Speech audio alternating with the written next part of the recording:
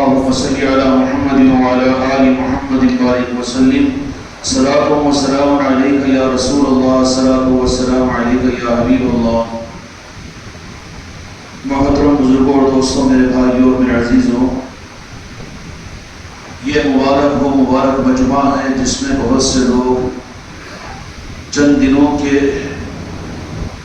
اندر وہ اللہ تعالیٰ کے محبوب کی محبوب، جن سے مراد سلطان الدین خواجہ خاقان خواجہ معین الدین چشتی اجمیری رحمت الرضوان کی چوکھٹ پر اجمیر شریف کے سفر پر روانہ ہونے والے ہیں، اور اپنے وجود سے اور اپنے سر کی آنکھوں سے وہاں کے در و دیوار کو، وہاں کے ذروں کو اور اجمیر شریف کی اس بارگاہ اور اس مبارک و منور گنبد کی زیارت کی سعادت ملے گی۔ یہ تو ظاہری نوعیتیں اور ظاہری چیزیں ہیں، لیکن حقیقت کے ساتھ میں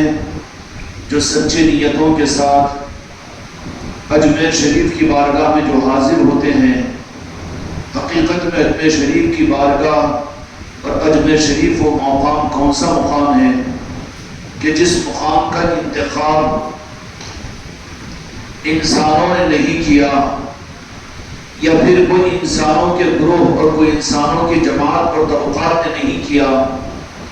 ہر ایک تو اپنے اعتبار سے ہر ایک اپنے مرکزوں کو بنائے، اپنے مدرسوں کو بنائے، اپنی خانقاہوں کو بنائے، لیکن وہ سرزمین اجمیر کا وہ گنبد اور اجمیر شریف کی وہ سرزمین ہے جس کو مالک کائنات نے اور ساری زمین و آسمان کے مالک محمد رسول اللہ صلی اللہ علیہ وسلم نے اپنے شہزادے کو خواجہ خواجگان کو ہندوستان عطا کیا، اور ہندوستان کے ساتھ میں فرمایا کہ ہندوستان کے مالک ہو، لیکن آپ کی چوکھٹ اور آپ کی چوکی اور آپ کی نوازشیں اور آپ کا دست کرم اور آپ کے فیضان کی خیرات شب و روز میں ہر لمحے میں جہاں سے میرے محبوب کی محبتوں کی خیرات لٹے گی اور میرے محبوب کی نگاہ کرم اور مولا علی کا صدقہ دنیا میں ہندوستان میں کسی مقام سے لٹے گا، تو حق اور صداقت کی بات یہ ہے کہ قیامت تک کے لیے جس مقام کا انتظام اور جس مقام کا انتخاب اللہ تبارک و تعالیٰ نے کیا اور جس شہر کا انتخاب رسول اللہ صلی اللہ علیہ وسلم نے کیا، وہ شہر ہندوستان کا وہ اجمیر شریف ہے، اور وہ مقام جہاں سے انسانیت کو معرفت ملے گی، اور جہاں پر جس مقام سے انسانیت کو دین و دنیا کی بھیک اور خیرات ملے گی، اور وہ مقام اور وہ مرکز کہ جہاں پر دنیا کے سلاطین اور بادشاہ بھی اپنے سر نگو ہو کر اپنے ماتھے کو جہاں پر دیکھیں گے اور قیامت تک دیکھتے رہیں گے، اور جو طلب لے کر جائے گا اس کو وہ دولت وہاں پر عطا کی جائے گی۔ یہ وہ صدقہ لوٹنے کے لیے رب العالمین نے ہندوستان کو اور ہندوستان کے جس شہر کو اور جس شہر کے جس مقام کو منتخب کیا۔ جانے والوں اس سفر کو معمولی مت سمجھو، یا پھر ایسے ہی آسانی کے ساتھ میں جیسے عام طور پر لوگ ناواقف لوگ جو واقعیتاً واقف نہیں ہوتے، وہ تو یہ سمجھتے ہیں کہ یہ سفر ہے، یہ منت اور مرادوں کا سفر ہے، یہ سفر ہے، سالانہ سفر ہے، یا پھر جانا ہے اور آ جانا ہے۔ نہیں، بلکہ میرے دوستوں، میرے بھائیوں، ان ساری چیزوں کو اپنے ذہن میں لے کر مراقبہ کیجئے، سوچ کیجئے کہ اجمیر شریف کو تو یہ خانقاہ محمدی اجمیری نصرتی کا یہ قافلہ 6 نومبر کو روانہ ہوگا، اور انشاءاللہ تعالی محمد رسول اللہ 8 نومبر کی صبح 3:30 بجے اجمیر شریف کی سرزمین پر ہم کو اس سرزمین کی قدم بوسی کی سعادت نصیب ہوگی۔ لیکن معاملہ تو اب یہ 6 نومبر کا ہمارے سفر کا یا ہمارے وجود کا نہیں ہے، بلکہ ہم اور آپ تو اب جا رہے ہیں، لیکن اللہ تبارک و تعالیٰ نے اس کے محبوب حبیب پاک حضرت محمد مصطفیٰ صلی اللہ علیہ وسلم نے ہمارے تقدیروں کو چمکانے کے لیے اور ہماری نسلوں کی تقدیروں کو بنانے کے لیے رب العالمین اور رحمت للعالمین نے آج سے 900 برس پہلے ہم پر احسان کرنے کے لیے ایک مدینے کی چوکھٹ کو اجمیر کی سرزمین پر قائم فرمایا۔ تم ہم پیدا نہیں ہوئے تھے، تمہارے میرے ماں باپ پیدا نہیں ہوئے تھے، لیکن مدینے والوں نے ہماری اور تمہاری روحانی ضرورت کے پورا کرنے کے لیے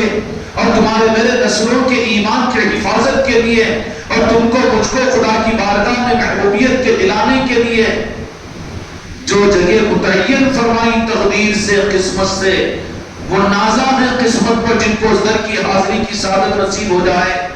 لیکن اس پر ہی کمال مت سمجھو کہ ہم نے ٹکٹ بنا لیا اور ہم نے سفر کا انتظام کر لیا اور ہم نے کرائے ادا کر دیے اور ہم نے تیاریاں کر لی۔ یہ تیاریاں تو ظاہری تیاریاں ہیں، حقیقت کے ساتھ کی تیاری اپنے دل کا استغفار ہے اور دل کی ندامت ہے اور اپنے آپ کو نااہل سمجھنا ہے اور اپنے آپ کو کمتر سمجھنا ہے اور خواجہ قاجگان کی بارگاہ میں جس طریقے سے ایک مجرم اپنے جرم کے اقرار کے ساتھ پہنچ کر اپنے محسن اعظم رحمت العالمین کے شہزادے کی بارگاہ میں، اس کو تو ایسا سمجھ لیجئے میرے دوستوں میرے بھائیوں، اگر دین اور شریعت کے اعتبار سے اگر تمہارا میرا معاملہ اگر دیکھا جائے تو اللہ تبارک و تعالیٰ تم کو مجھ کو جنت عطا کرے، معاف کرے، کوئی گنجائش نہیں ہے۔ تمہارا میرا دین، تمہاری میری نمازیں، تمہارا میرا ذکر و اذکار، تمہارے میرے علم اور دین پر چلنا، سنت و شریعت پر چلنا، کیا کوئی دعویٰ کر سکتا ہے مسجد میں کھڑے ہو کر دھوکے سے نکل جاؤ، اس سفر کی عظمت کو جاننے والے بنو، میری بچیوں کے سفر کرنے کے بعد محروم نہ ہو جائے۔ اس لیے ذرا اس بات کا استحضار اپنے اندر میں پیدا کرو کہ اگر خدا کے سامنے اگر ہماری حاضری پیش ہو جائے تو کیا ہمارا دین اور ہمارا عمل، ہماری سنت و شریعت اس قابل ہے کہ خدا کی بارگاہ میں ہمارے نجات کا ذریعہ بنے؟ ہم تو مجرم ہیں، ہم تو قصوروار ہیں، بلکہ یا خواجہ جی آپ معاف کروا دیجیے، ہم تو اقرار کریں گے کہ ہم اپنے دین اور شریعت کی ناقدری کے اعتبار سے ہم تو جہنمی ہیں، برا تو نہیں مان رہے۔ فضل خدا کا ہو بات الگ ہے، لیکن صحابہ اکرام رضوان اللہ تعالی اجمعین صحابہ ہونے کے باوجود وہ اس بات کے احساس کرنے میں بے چین و بے قرار نہ کرتے تھے۔ یہ سچے دینداروں کی پہچان ہے، اور کچے اور لچے دینداروں کا معاملہ کیا ہے کہ وہ تو مطمئن اور مغرور ہو جائے کہ میں نمازی ہوں، میں دیندار ہوں اور مجھے تو جنت میرے اوپر واجب ہے اور میں تو ماشاءاللہ اچھا ہوں۔ یہ تو کچے دیندار، لچے دینداروں کی علامت ہے۔ اللہ تعالیٰ ان سب کو بھی توبہ کی توفیق عطا فرمائے۔ مار کے نکال بیٹا باہر بچے کو، جب آئے جب چل کیا بات ہاں نہیں آتے؟ کیوں آتے مجلس میں؟ اور بدتمیز کیوں بچے کیوں آتے پریشان کر رہے ہیں؟ بلانے کے بعد سے اندر والوں کو باہر جو بےہودے کھڑے ہوئے وہ مسجد میں آؤ، اتنے بےہودے مت بنو کہ مسجد میں بیٹھے ہوئے لوگوں کو بلائیں۔ اللہم صلی علی محمد وعلی محمد کما صلیت علی ابراہیم، صلاۃ و سلام علیک یا رسول اللہ، صلاۃ و سلام علیک یا حبیب۔ جس دین پر، جس شریعت پر چلنے کا ذات تم کو مجھ کو فرائض اور واجبات اور نوافل اور تہجد کے اعتبار سے، کہ علم و عمل کے اعتبار سے فیصلہ کرو میرے بچوں اور میری بچیوں، کیا خدا کی بارگاہ کے اندر ہم مطمئن ہو سکتے ہیں کہ ہمارے اعمال اور ہمارا دین وہاں پر پیش کیا جائے تو کیا اللہ ہم سے خوش ہوگا؟ ہم اللہ کے محبوب بن سکتے ہیں؟ کیا اللہ تم کو مجھ کو جنت میں داخل کر سکتا ہے؟ کیا اللہ کا فضل کے حقدار ہم بن سکتے ہیں؟ نہیں، بات تو سچ یہ ہے کہ اگر اسی حالت میں ہم خدا کی بارگاہ میں پہنچ جائے تو پھر یقینی بات ہے کہ ہم مردود ہو جائیں گے اور اللہ تبارک و تعالیٰ غضبناک ہو جائیں گے۔ اور یہ فکر سچے لوگوں کی فکر ہے، صحابہ کی فکر ہے، اولیاء کی فکر ہے۔ چنانچہ سیدنا عمر فاروق رضی اللہ تعالیٰ عنہ فجر کی نماز میں جب سورہ یاسین کی تلاوت فرماتے اور اس آیت شریفہ پر پہنچتے ممتاز الیوم ایھا المجرمون، کہ قیامت کے میدان میں اللہ تبارک و تعالیٰ اعلان کرے گا کہ آج مجرم الگ ہو جائے، فرمانبردار الگ ہو جائے، تو سیدنا عمر فاروق جن کے خدموں کی خیرات میں دین کی نورانیت تک ہم نہیں پہنچ سکتے، اہل شریعت دعویٰ نہیں کر سکتے کہ سیدنا عمر فاروق رضی اللہ عنہ کا دین کا کیا معیار تھا، لیکن حضرت عمر فاروق رضی اللہ عنہ چونکہ میرے آقا کے چہیتے تھے اور میرے آقا کے محبوب اور اور میرے آقا کے چاہنے والے تھے، تو فجر کی نماز یہ آیت آ جاتی کہ قیامت کے میدان میں اللہ تبارک و تعالیٰ اعلان کرے گا فرمانبردار الگ نافرمان الگ. تو پتہ نہیں عمر بن فاروق کا کیا حال ہوگا کہ فرمانبرداروں میں ہوگا کہ نافرمانوں میں ہوگا، کامیاب لوگوں میں ہوگا کہ ناکام لوگوں میں ہوگا. ہم اور آپ تو قسم کھا کر یہ بات کہہ سکتے ہیں کہ عمر فاروق تو کامیاب، بلکہ کامیابی جن کے نام سے ملے گی وہ عمر فاروق رضی اللہ عنہ کی ذات ہے. لیکن سچ کی علامت اور پہچان کیا تھی کہ اپنے بارے میں وہ مطمئن نہیں تھے. لیکن آج ہمارے دین کا معیار، کوئی جمعہ پڑھ کر مطمئن ہے تو کوئی عید الفطر پڑھ کر مطمئن ہے، کوئی روزانہ کی 2 نماز پڑھ کر مطمئن ہے تو کوئی اذان دے کر مطمئن ہے، کوئی بیان سن کر مطمئن ہے تو کوئی ذکر کر کے مطمئن ہے. یہ مطمئن ہمارے کچے دین کی علامت ہے. اگر سچا دین ہو جائے تو پھر مطمئن اور اطمینان ہو ہی نہیں سکتا، بلکہ ہر لمحے یہ آدمی اس بات کی فکر کرے گا. کس بات کی فکر کرے گا؟ کہ یا اللہ تیرے سامنے کس منہ کو لے کر میں حاضر ہوں، میرے پاس میں کیا ہے، میں کس صورت کے ساتھ میں تیری بارگاہ میں حاضر ہوں. یہ اچھے دین والوں کی پہچان ہے. خدا تم کو اور مجھ کو بھی عطا فرمائے. اتنی بات تو سمجھ کے ہوگی. اچھے دینداروں کی علامت یہ ہے کہ وہ اپنے بارے میں غیر مطمئن اور ہر ایک کے بارے میں حسن ظن کہ وہ اچھے ہیں کہ ان کا حشر شاید اچھا ہو جائے گا. بالمقابل اپنی ذات کے بارے میں کبھی ان کو اطمینان نہیں ہوگا، کبھی اطمینان نہیں ہوگا. تو پھر ایسے بے قرار دلوں کے لیے اور ایسے سچے دینداروں کے لیے اور ایسی سچی طلب رکھنے والوں کے لیے اگر کوئی چوکھٹ اللہ تبارک و تعالیٰ نے تیار فرمائی تھی تو وہ میرے آقا کی ذات تھی کہ اللہ نے قرآن مجید کے اندر فرمایا کہ میرے محبوب آپ فرما دیجئے. قرآن شریف کی آیتیں عرض کر رہا ہوں جس کا مفہوم عرض کر رہا ہوں کہ اگر آپ کی امت سے اگر قصور اور غلطیاں ہو جائے تو وہ آپ کی بارگاہ میں آئے، آپ کی بارگاہ میں آئے اور پھر وہ مجھ سے اگر معافی مانگے اور میرے محبوب آپ بھی اپنی امت کی سفارش اگر مجھ سے کرو تو پھر ان کو بشارت سنا دو. قرآن کی آیت عرض کر رہا ہوں، نہیں ہے قرآن کی آیت، اس کا مفہوم عرض کر رہا ہوں. اگر آپ ان کی سفارش کر دو تو پھر ان کو بشارت سنا دو کہ مجھ کو وہ اپنے گناہوں اور قصوروں کا معاف کرنے والا پاؤ گے، میں ان کو معاف کر دوں گا. تو اللہ کی طرف سے قائم کی ہوئی چوکھٹ کس کی چوکھٹ تھی؟ دو جہاں کے مالک میرے آقا کی. تو بے سہاراؤں کو، گناہگاروں کو، خطا کاروں کو، بلکہ جہنمیوں کو بھی اور کافروں مشرکوں کو بھی اللہ کی طرف سے جو قائم کی ہوئی چوکھٹ تھی وہ میرے مصطفیٰ کی چوکھٹ تھی. اور یہ قرآن مجید کے اندر اللہ تبارک و تعالیٰ نے فرما دیا اور وہ آیت قرآن پاک کی ہے جو آج بھی ہماری رہبری کرتی ہے. کہ کیا مطلب ہوا؟ اب تو گناہ ہو جائے تو اللہ سے توبہ کر لو، اللہ سے معافی مانگ لو. توبہ کوئی نہیں جانتا، یہ توبہ کرنا ہے کیا جانتا ہے، توبہ کیا ہے اس کو کیا جانتا ہے. نعوذ باللہ علیہ باللہ. توبہ کو یہ تو اللہ کو دھوکہ دینا سمجھتا ہے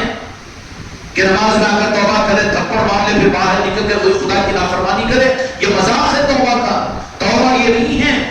بلکہ قرآن پاک کے مطابق میں توبہ یہ ہے کہ تم اس قابل نہیں کہ میں تمہارے گناہوں کو معاف کروں تو جاؤ میرے محبوب کی بارگاہ کے اندر میں اور ان سے مانگو اور میرے سفارش کے لیے ان کو تیار کرو. یا رسول اللہ کہو، یا مصطفیٰ کہو، میرے محبوب کو تم مناؤ.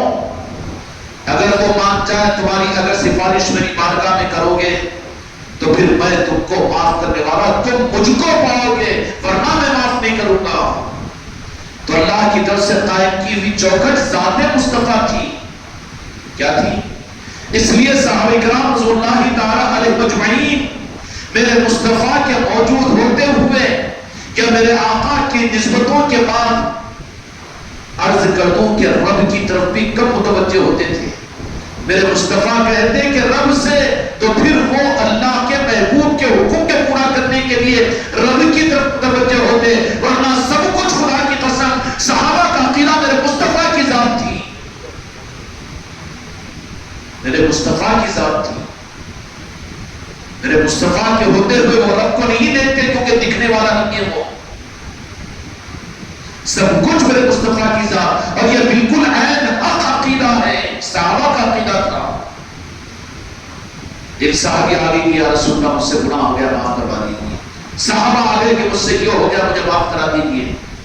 تو میرے مصطفیٰ نے یہ نہیں فرمایا کہ اللہ سے معافی مانگ لو،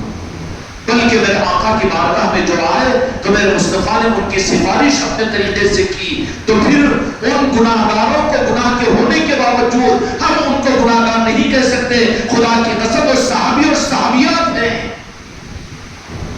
کیا ہے جو میرے مصطفیٰ کی بات آج امت سے تو یہ روح کاٹ دیا گیا ہے. کبھی رات کی تنہائیوں میں میرے بچوں میرے مریدوں کم از کم تم تو یہ کرو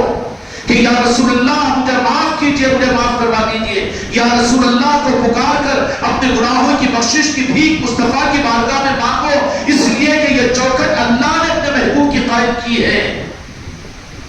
اللہ تمہاری سنے گا، تم اس قابل ہو کہ اللہ تمہاری سنے. اللہ سنتا صرف ایک ذات کی ہے، وہ میرے مصطفیٰ کی ذات ہے. جو خدا کو سنانے کی چکر میں میرے مصطفیٰ کو بھول جائے، خدا کی قسم وہ سب سے بڑا گمراہ ہے. چاہے وہ پیر ہو کہ عالم ہو کہ مولوی ہو کہ مسلمان ہو، عبادت کرنے والا ہو کہ حاجی ہو کہ عمل کرنے والا ہو. جو نارائن پاک مصطفیٰ کو، جو رب کے قانون کو توڑ دے، وہ رب کا محبوب بن نہیں سکتا. رب کا قانون یہ ہے کہ تم سے جو کچھ بھی اگر ہو جائے میں تم کو معاف کروں یا تم مجھے معاف کرنے والا پاؤ، تو اس کے لیے شرط ہے کہ تم اپنے گناہوں کی معافی کے لیے میرے مصطفیٰ کی سفارش کے لیے ان کی چوکھٹ پر ان کے نام ان کی بارگاہ میں پہنچو اور ان کو اپنے لیے سفارش کے لیے تیار کرو. اس استہزاء کے ساتھ میں کبھی میرے مصطفیٰ کو یاد کرتے ہیں؟ اللہ تعالیٰ یہ دولت ہم کو راہ عطا کرے. یہ حق ہے کہ جس پر خدا نے اپنے اوپر واجب کر لیا کہ جن کی سفارش میرے مصطفیٰ کریں گے میں اس کو معاف کر دوں گا. وَلَسَوْفَ يُعْطِيكَ فَتَرْضَىٰ قرآن پاک کے مطابق میں. لیکن آج امت اس حد سے کٹی ہوئی ہے، اپنے گناہ اپنی توبہ پھر گناہ چالو. تو پھر رب تو کہے گا کہ میں تو واسطہ دیا تھا میرے محبوب کا تجھے، اس کو چھوڑ کر ادھر آیا ہے، تو ادھر آیا ہے. کوئی چپراسی ہو تنخواہ لینے کے لیے کلکٹر کے پاس میں چلے جائے تنخواہ مجھے دے کیونکہ تم کلکٹر ہے صاحب تمہیں تو دیں گے تو ملے گی. ارے بکواس کرتا ہے، بیوقوف بنا رہا ہے. تیری تنخواہ تیرے کیش کے تقسیم کرنے والے کے پاس جا کے UDC کے پاس سے حاصل کر. بھیجے گا کہ نہیں بھیجے گا؟ قانون ہے کہ نہیں ہے؟ دنیا کے قانون کو اتنا اعلان کرتے ہو لیکن خدا کے قانون کو بھول گئے اور بھلا کے گئے ہو. خدا کا قانون ہے میرے مصطفیٰ کی چوکھٹ، میرے مصطفیٰ کا واسطہ، میرے مصطفیٰ کے نارائن پاک. حکم فرمایا قرآن مجید میں. اس بات کو یاد رکھو، آگے وہ بات بھی آپ حضرات کے سامنے عرض کروں گا کہ حیات میں جیسے ساری امت کے لیے میرے مصطفیٰ کی ذات خدا کے قانون میں انسانیت کے لیے خدا کے رحم کے لیے جو ذریعہ تھی آپ کی ذات وسیلہ تھی. آپ کے دنیا سے پردہ فرما لینے کے بعد آج ہم یہ نہیں کہہ سکتے کہ وہ صحابہ کے لیے تھا مسئلہ کہ کوئی ایسی اگر خطا بھی ہو جائے، کچھ ایسا معاملہ کہ اپنے دین کی قبولیت اگر کروانا ہو تو دو جہاں کے مالک میرے آقا کی بارگاہ میں پہنچ جاتے تھے. آپ کے پردہ ہونے کے بعد بھی یہی قانون خدا کا قرآن مجید میں آج بھی موجود ہے. استغفار کے لیے پہلے درود پاک ہے، استغفار کی قبولیت کے لیے میرے مصطفیٰ کو پکارنا ہے، استغفار کی قبولیت کے لیے اپنی معافی کے لیے میرے مصطفیٰ کا وسیلہ دینا ہے. دیتے کہ خود غرض بھی تو دعا کی قبولیت کے لیے دیتے نا کہ تو جہاں کے مالک کا واسطہ اور وسیلہ. دل میں تو وسیلہ نہیں، زبان سے بلبل کر رہا ہے، کہاں قبول ہوگا؟ منافقت ہوگی. وہ دل بھی تو ہو دامن پاک کے مصطفیٰ کے اوپر، خدا کو دھوکہ نہیں کھائے گا. اللہ تبارک و تعالیٰ نے فرما دیا کہ میں تم کو معاف کروں اور تم مجھے رحم کرنے والا پاؤ اور میں تمہاری بخشش کر دوں. تو راست مجھ سے مانگو. یہ غلط راستہ ہے، ڈینجر ہے، ریڈ سگنل ہے وہاں پر رب کا معاملہ. وہ تو قہار ہے، وہ تو جبار بھی ہے، وہ تو جہنم کو بھی بنایا. پھر یا اللہ پھر آپ کی طرف سے رحم اور آپ کی محبت اور آپ کے اچھے بندے بننے کے لیے راستہ کیا ہے؟ ہاں راستہ میرے محبوب کی ذات ہے، رحمت العالمین کا دامن ہے. دل و جان سے زیادہ میرے محبوب سے محبت ہے. تم ان کے بن جاؤ تو تم میرے بن جاؤ گے. پورے قرآن مجید کے اندر میں کہیں پر کسی حدیث میں اللہ نے یہ نہیں فرمایا کہ جو میرا ہے میرے محبوب کو تمہارا ہوگا، تم اس کو اپنا بناؤ. خدا نے پوری قرآن حدیث میں نہیں فرمایا. ہاں یہ بات مل جائے کہ قرآن حدیث کے اندر میں آپ کو کہ جو میرے محبوب جو تمہارا ہے وہ میرا ہے. جو تم سے گیا وہ مجھ سے گیا، جو تمہارا ہے وہ میرا ہے، جو تم سے محبت کیا وہ مجھ سے محبت کیا ہے۔ اور یہی نہیں بلکہ اللہ نے یہ بات بھی آپشن بھی کھول دیا کہ میرے محبوب جو تمہارا ہے نہیں تمہاری آل کا ہے، پنجتن پاک کا ہے، اور تمہاری آل کا ہے، اور قیامت تک جو تمہاری آل دنیا میں رہے گی اولیاء کی صورت میں، جو ان کا ہے وہ تو پنجتن پاک کا ہے، جو پنجتن پاک کا ہے وہ مولا علی کا ہے، جو مولا علی کا ہے من کنت مولا ہو فہذا علی مولا، کہ میرے مصطفیٰ نے وعدہ فرما دیا جو علی کا ہے وہ میرا ہے۔ میرے آقا نے کیا فرما دیا کہ جو میرا ہے لیکن علی کا نہیں ہے تو وہ میرا نہیں ہے، راستہ کٹ کر دیا، ڈسکنیکٹ ہو چکا ہے نظام، مجبور ہے اب میرے آقا کے ذریعہ سے پردہ فرمانے کے بعد کہ اولیاء کا بننا پڑے گا، آل علی اور آل علی کا بننا پڑے گا، تو وہ پنجتن پاک کا بنے گا، اور جو پنجتن پاک اور مولا علی کا بنے گا وہی میرے مصطفیٰ کا بنے گا۔ ذالک ھذا صراط مستقیم، یہی تو ہے سیدھا راستہ جس پر امت قیامت تک قائم رہ کر خدا کی محبوبیت تک پہنچے گی۔ میرے آقا کے حیات ظاہرہ میں میرے آقا کی ذات تھی، صحابہ کا عقیدہ ان کا عمل بھی۔ اس زمانے میں جو پہاڑ پڑا دیا گیا کہ بھئی گناہ ہو گئے، خطا ہو گئی، ہاں مثال بری ہے لیکن سمجھنے کے لیے کہ 100 چوہے کھا کر بلی حج کو چلی جاتی ہے، مسجد بنا دو، مدرسہ چلا دو، رسیدہ پھاڑ دو، بخشش ہو جائے گی، مغفرت ہو جائے گی۔ اللہ کا فضل ہو تو وہ بات الگ ہے، میرے مصطفیٰ سفارش کرے، خدا کی قسم خدا پاک اپنے محبوب کے واسطے اور وسیلے کے بغیر کسی بندے کو معاف نہیں کرے گا۔ اس لیے بے عمل بد عمل کے لیے تو گنجائش نکل جائے گی، لیکن بد عقیدے کے لیے گنجائش نہیں نکلے گی کہ جو میرے آقا بد عقیدہ کہتے کس سے ہیں؟ تم بھی ہو سکتے، بد عقیدہ میں بھی ہو سکتا ہوں، اگر میرے مصطفیٰ کی نسبت ہم کو برداشت نہ ہو، کھٹی نکارے آئے، اللہ اللہ کہو، قرآن قرآن حدیث حدیث کہو، لیکن یہ کیا میرے مصطفیٰ کی بات ہے، نارین پاک کے مصطفیٰ ہے اور میرے آقا کی ذات کی بات ہے، جن کو یہ بدہضمی ہو جائے تو سمجھ لینا کہ وہ بد عقیدہ ہے۔ اب اپنے لیے چیک کر لو کہ ہم بھی بد عقیدے ہیں صحیح عقیدے ہیں۔ جہاں میرے آقا کے واسطے کی میرے آقا کی بات جہاں پر آ جائے، اگر وزن محسوس ہو تو کھٹی ڈکارے بعد میں آپ کے پہلے سینے پر جمتا ہے، پیٹ وزن ہو جاتا ہے، بدعزمی کی علامت ہے۔ ایسے ہی جب دیکھو جس مجلس کے اندر نارین پاک کے مصطفیٰ اور میرے آقا کی بات اور آقا کی بات، خدا کی قسم میرا مرید بھی ہلاک ہے، میری مریدہ بھی ہلاک ہے، جس کو یہ چیز وزن ہو جائے، اس کے علاوہ میرے قدموں میں میری پیری سے اور میری نسبت سے کسی کو کچھ ملے گا نہیں، اور سب سے زیادہ وہی حاصل کرنے والا ہوگا مجھ سے فیض کو کہ جس کو میرے آقا کی محبت مل جائے، کہ وہ تو صرف یہ ڈھونڈتا رہے کہ میرے آقا کی بات مل جائے، میرے آقا کی محبت کا رخ مل جائے۔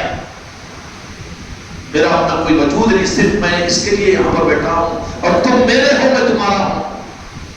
تو کیا فرما دیا اللہ تبارک و تعالیٰ نے کہ میرے محبوب جو تمہارا ہے وہ میرا ہے۔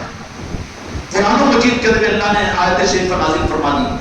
اب قرآن و حدیث کے بعد کے بولنے کے بعد میں اس صدی کے یا 100 سال 150 سال بعد کے لوگوں کے بات کا اعتبار تو نہیں رہے گا۔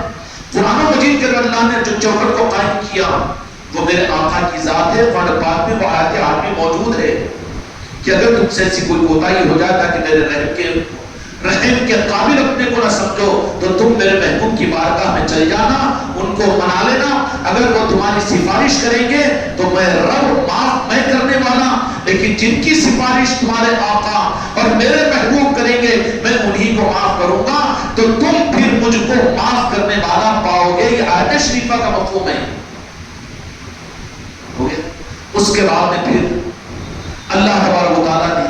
اب 15ویں صدی کے لیے ہمارے لیے تو مسئلہ تھا کہ ہم تو اپنے آقا کو مسائل پیدا ہونے کا یقین بات اللہ تعالیٰ کو علم تھا، اللہ ہی کا نظام ہے یہ سب کچھ۔ میرے آقا کو اپنے سے دور سمجھنا اور حاضر و ناظر میرے آقا کو نہیں سمجھنا، اور میرے آقا کو علم غیب کا منکر کہنا، اور میرے آقا کے بارے میں بے ادبی اور گستاخی کہ یا رسول اللہ نہیں کہنا چاہیے، میرے آقا کا نام آئے تو محبت کے اظہار کے لیے آنکھوں پر نہیں لگانا چاہیے، یہ بدعت ہے، وہ شرک ہے، ایسے حالات آنے والے تھے نا۔ تو جب واسطہ ہی اگر کٹ ہو جائے تو پھر تو ایسے لوگوں سے تو خدا جہنم کو ہی بھرے گا، پھر کیا ہو مخلص ہوں گے پھر ان کے لیے تو ہر ایک کو میرے آقا کی بارگاہ میں جا کر یہ ان کے لیے ممکن نہیں ہوگا کہ ہر ایک مدینے کی چوکھٹ پر پہنچے. جب تک میرے آقا حیات تھے صحابہ میں بڑی ذمہ داری کی بات عرض کر رہا ہوں کہ میرے آقا کے حیات ظاہرہ کے اندر میں صحابہ اکرام اور رب کی طرف کم متوجہ ہوتے تھے حتیٰ کہ میرے آقا کو یہ کہنا پڑتا تھا کہ رب سے مانگو تو پھر وہ بھی حکم مصطفیٰ کے لیے رب کی طرف متوجہ ہوتے تھے. اور آپ کے دنیا سے پردہ فرمانے کے بعد اب عقیدہ آئے گا اجمیر شریف ہم کیوں جاتے ہیں, اولیاء اکرام کا توسل اور وسیلہ اور اولیاء کے نام کا سلام یہ کیوں پڑھا جاتا ہے, کیا اولیاء کو ماننا ان کے آستانوں پر جانا اس کے لیے سفر کرنا اور اس سفر کے اندر اپنے بیوی بچوں کے ساتھ میں جانا ان اولیاء کے آستانوں کے اوپر جن کو نجات چاہیے ان کے لیے اسباب ہے خدا کی طرف سے, وہ تم جائیں گے جنت میں, تم کو مغفرت کی ضرورت ہے, تمہارے بیوی بچوں کو ضرورت نہیں ہے تو لے آؤ جہنم کے اندر میں ہم کو کیا کرنا ہے. جن کو حق اور اپنے لیے معافی کروا کر خدا کے پاس میں مقام کو حاصل کرنا ہے تو خدا کے قانون کے مطابق میں ان سب کو بھی یہ ساری چیزیں کرنا پڑے گا. نہیں عورتیں کیوں جانا مزارات کے اوپر, حج کے اندر جا کر جوہر کو چھوڑ کر جائے گا, مدینہ پاک کی حاضری کعبۃ اللہ کا کہاں امت کو بیوقوف بنایا تم نے, نہیں ہے دلائی ہے. حج میں عورتیں جائیں گی کہ نہیں جائیں گی, پھر جب ہر جیسے فرض والے عمل کے لیے تو پھر فیضان روحانیت کے لیے جن کے ذریعے سے کلمہ ہمارے ماں باپ کو ملا ان کی بارگاہ میں ان کی عظمت ان کی تعظیم میں ان کے پاس جانے سے اولیاء اکرام کو خوشی نہیں ہوگی اور وہ خوش ہو کر اس مرد کے بچے کو جتنا نوازیں گے وہ اپنی بیٹیوں پر ان سے زیادہ کرم کریں گے, ان کی نسلوں پر نظر ڈالیں گے. مرد ہی مرد اگر چاہے یہ بھی فیض کا بہت درجہ ہوگا لیکن کوئی مستورات, لیکن جن اولیاء کے پاس وہ اولیاء کا قانون ان کا قانون ان کے پردہ ہونے کے بعد میں بھی چلتا ہے. اس لیے بہت سے اولیاء کے آستانوں کے اوپر عورتوں کو اندر داخلے کی ممانعت ہے لیکن ان کی محبت میں ان کے آستانوں کی زیارت کر سکتے ہیں. جن کا قانون یہ ہو اولیاء کا کہ وہ عورتیں ہمارے راس آستانے پر مزار پر نہ آئے تو وہاں تو لکھا ہوا ہوگا اور جا بھی نہیں سکیں گے. جس طرح سرکار صابر پاک کا معاملہ ہے, تاج الاولیاء کا معاملہ ہے, اسی طریقے سے حضرت یوسفین کے آستانے ہیں وہاں پر ممانعت ہے کہ عورتیں نہیں جائے گی. ٹھیک ہے بالکل قانون ان کی مرضی کے خلاف مت کرو, مجرم ہو جاؤ گے. نہیں جانے کا قانون ہے, زبردستی لے کر چلے جائیں گے, روحانیت نہیں ملے گی, ان کی نظر کرم نہیں ملے گی, بلکہ قانون کو توڑنے والا مجرم کے دوبارہ تو بھی نہیں جا سکے گا وہاں پر. جن کے قانون ہے وہ نیچے رہ کر اوپر اپنے قانون چلاتے ہیں. لیکن اس کے علاوہ سلطان الہند خواجہ قائقان مالک ہندوستان شہزاد مصطفیٰ مولا علی کے دلارے اور سید کائنات کے دلربا وہ سلطان الہند غریب نواز کی صورت میں مدینے والوں نے اپنی امت کے مردوں, میرے آقا نے صرف مردوں کو نوازنے کے لیے خواجہ جی کی چوکھٹ یہاں پر بنایا, اے ظالم مت روک عورتوں کو بھی. سلطان الہند رحمت العالمین کی نسبت کو لے کر وہ آئے ہیں تو یہاں پر صرف مردوں کو نوازیں گے, وہ کتنے بڑے ظلم کی بات ہے. یہ بات ان کی زبانوں سے اچھی نہیں لگتی تھی لیکن ان میں بھی کچھ ایسے پیدا ہو گئے کہ جو کہتے ہیں کہ عورتوں کو آستانوں پر نہیں لے جانا چاہیے. ظالم تیری زبان سے کون بول رہا ہے, تو جہاں کا قانون ہے بزرگوں کے آستانوں پر عورتوں کو نہیں لے جانا ٹھیک ہے, لیکن جہاں پر فیضان کا نظام عورتیں کون ہیں, تیری بیوی بعد میں ہوگی لیکن وہ خواجہ تاجگان کی ایمان کی صورت میں ان کی بیٹی ہے, وہ کیوں محروم کرتا ہے ظالم ان کو. تیری ماں بعد میں ہوگی لیکن ایمان کے اعتبار سے تو سلطان الہند کی بیٹی ہے, وہ لے جا اس کے ماتھے پر ٹکاؤ کی چوکھٹ پر موقع ہے وہاں پر. مسجد میں کھڑے ہو کر کہتا ہے کہ عورتیں نہیں جانا, کہاں نہیں جاتی, شاپنگ مال کو جانا, تیرا فتویٰ ہمت ہے تو گردن توڑ دیتے تیری, وہاں ہمت نہیں ہوتی. اور یہاں پر کہتا ہے بیوقوف کا بچہ کہ عورتیں مزارات پر نہیں جانا. اچھا تو گیا کہ پھر تو عورت ہے, تو جو رہا آدمی جانا, جو کہے ایسا بندہ مولوی اور مفتی تو اس کو جواب دو. یہ زمانہ ہم جواب دینے کے لانے کے لیے نہیں کہہ رہے ہیں لیکن یہ زمانہ ایسا نہیں ہے کہ تم خاموش رہ کر جان دو نا لائٹ لے لو کہ تمہارا نام بھی خارج ہو جائے گا. جو مولانا مفتی صاحب کہے کہاں جا رہا ہے ایڈمیشن؟ ہاں تم لوگ آدمیوں تو جانا چاہیے مگر عورتیں نہیں جانا، اچھا آدمیاں جانا۔ تو مفتی صاحب یا پیر صاحب، آپ پیرا بھی مل جائیں گے ایسے جو وہاں گئے کو جاتے وہاں کی چادر مجھے دے دو نا 5000 روپے میں چڑھانے لگا دیتا ہوں، ایسے بھی پیر ہے کیونکہ ہے کہ نہیں ہے؟ میں جا رہا ہوں اپنے شریف کو تم سب کی طرف سے وہ 50,000 یہ 1 لاکھ وہ لاکھ اب کالی اٹیچی بھر لے رہے پاس میں، کیا تمہارے سب کی حاضری کروا دیتا ہوں میں اور سب کی طرف سے چادر چڑھا دیتا ہوں، اپنی نظروں سے ہم دیکھے ہوئے ہیں اور تم لوگ بھی تو دیکھے ہوں گے نا۔ اب ایسے لوگ کیا کہیں گے ایک بار نہیں جانا کیا ضرورت ہے، میں جا کے تمہارا ریکمنڈ کرا دوں، تیرا ریکمنڈ تو خود سسپینڈ ہے وہاں سے، تو خود سسپینڈ ہے، تو کیا ریکمنڈ کرائے گا وہاں پر؟ اگر روک رہا ہے تو پھر خواجہ جی کا چاہنے والا کہاں ہے؟ وہ چاہنے والا کہاں ہے؟ نہیں تم لوگ کئی باتیں میں تمہاری طرف سے کرا دیتا ہوں حاضری، میں تمہاری طرف سے کرا دیتا ہوں چادر چڑھا دیتا ہوں، اب پھر اس معاملے کے اندر میں یوز اینڈ تھرو تو امت کو تو سبسڈی کی عادی ہو گئی ہے امت، سبسڈی بولتے سب سے زیادہ لائک مسلمانوں کی نظر آتی ہے، برقعے والوں کی نظر آتی ہے۔ اجمیر شریف کو جانا کرنا نہیں ہماری طرف سے 500 روپے ہماری طرف سے 1000 روپے لے جاؤ وہاں پر پیش کر دو وہ کر دو، یہ بھی اچھی چیز ہے، محبت کی علامت ہے، لیکن یہ بدل نہیں ہو سکتا، بدل نہیں ہو سکتا۔ جیسے خواجہ جی کے پاس میں 1000 مرتبہ چلے بھی جاؤ لیکن حج کا بدل نہیں ہو سکتا، حج کا بدل فرض ادا نہیں ہو سکتا، یہ بات صحیح ہے۔ ایسے ہی آپ 10,000 روپے خرچ کروا دو کسی ہاتھ کے ذریعے وہاں پر بھیج کر، لیکن تمہاری حاضری کا بدل نہیں ہو سکتا یہ۔ ہاں کسی وجہ سے نہیں جا رہے ہو تو ادنا محبت کی نسبت یہ ہے کہ جانے والوں سے درخواست کر کے ندامت کے ساتھ میں خواجہ جی کی بارگاہ کے اندر عرض کر کے کہ سرکار آپ کی بارگاہ میں نہیں پہنچ پا رہا ہوں، نہیں پہنچ پا رہی ہوں، کم از کم میری طرف سے اس غلام اور گناہگار کی طرف سے اس کو قبول کر لیجئے، یہ بھی محبت کی علامت ہے، کرنا چاہیے یہ۔ پر اس کے برخلاف میں تمہارے جانے میں مشکل ہو جاتی، تم کو 10,000 20,000 کا خرچہ ہوتا، میں جا رہا ہوں اجمان تمہارے نام کی چادر چڑھا دیتا ہوں اور تمہارے نام کے ذریعے سے وہ دیکھ کروا دیتا ہوں وہ کروا دیتا ہوں۔ یہاں پر ریکمنڈیشن کا مسئلہ نہیں ہے، یہاں پر ان کی اولاد ہے، ان کے غلام ہیں، ان غلاموں کو تیرا کام یہ ہے کہ تو ان کا سچا غلام ہے تو لے جا کر ڈال دے ان کی چوکھٹ پر، اس کے برخلاف میں درمیان میں آ کر اپنے جیبوں کو بھرنے کے لیے نئے نئے راستے نکالنے نہیں، وہ اجمیر شریف کے آستانے پر جانا کیوں؟ وہاں کے خادموں کے دھوکہ اور دھکے کھانے کے بجائے کیا کرنا چاہیے؟ اپنے گھر میں بیٹھ کے درود فاتحہ پڑھ کے، درود فاتحہ تیری جلیبی تجھ کھاتا اور تیرے ان کی وہ تجھ سنتا، اپنا کھانا اپنا پیٹ بھرنا، یہ کون سا نظام ہے؟ بھیج ایک ایک کو کان پکڑ کر گردن پکڑ کر، وہ مرید کیسا ہے کہ جو تیری بات نہ مانے، یہ نظام ہوتا ہے۔ زندگی میں جائے وہ نہیں جانے میں مشکل ہے، کیسا مشکل ہے؟ ایک جھٹکا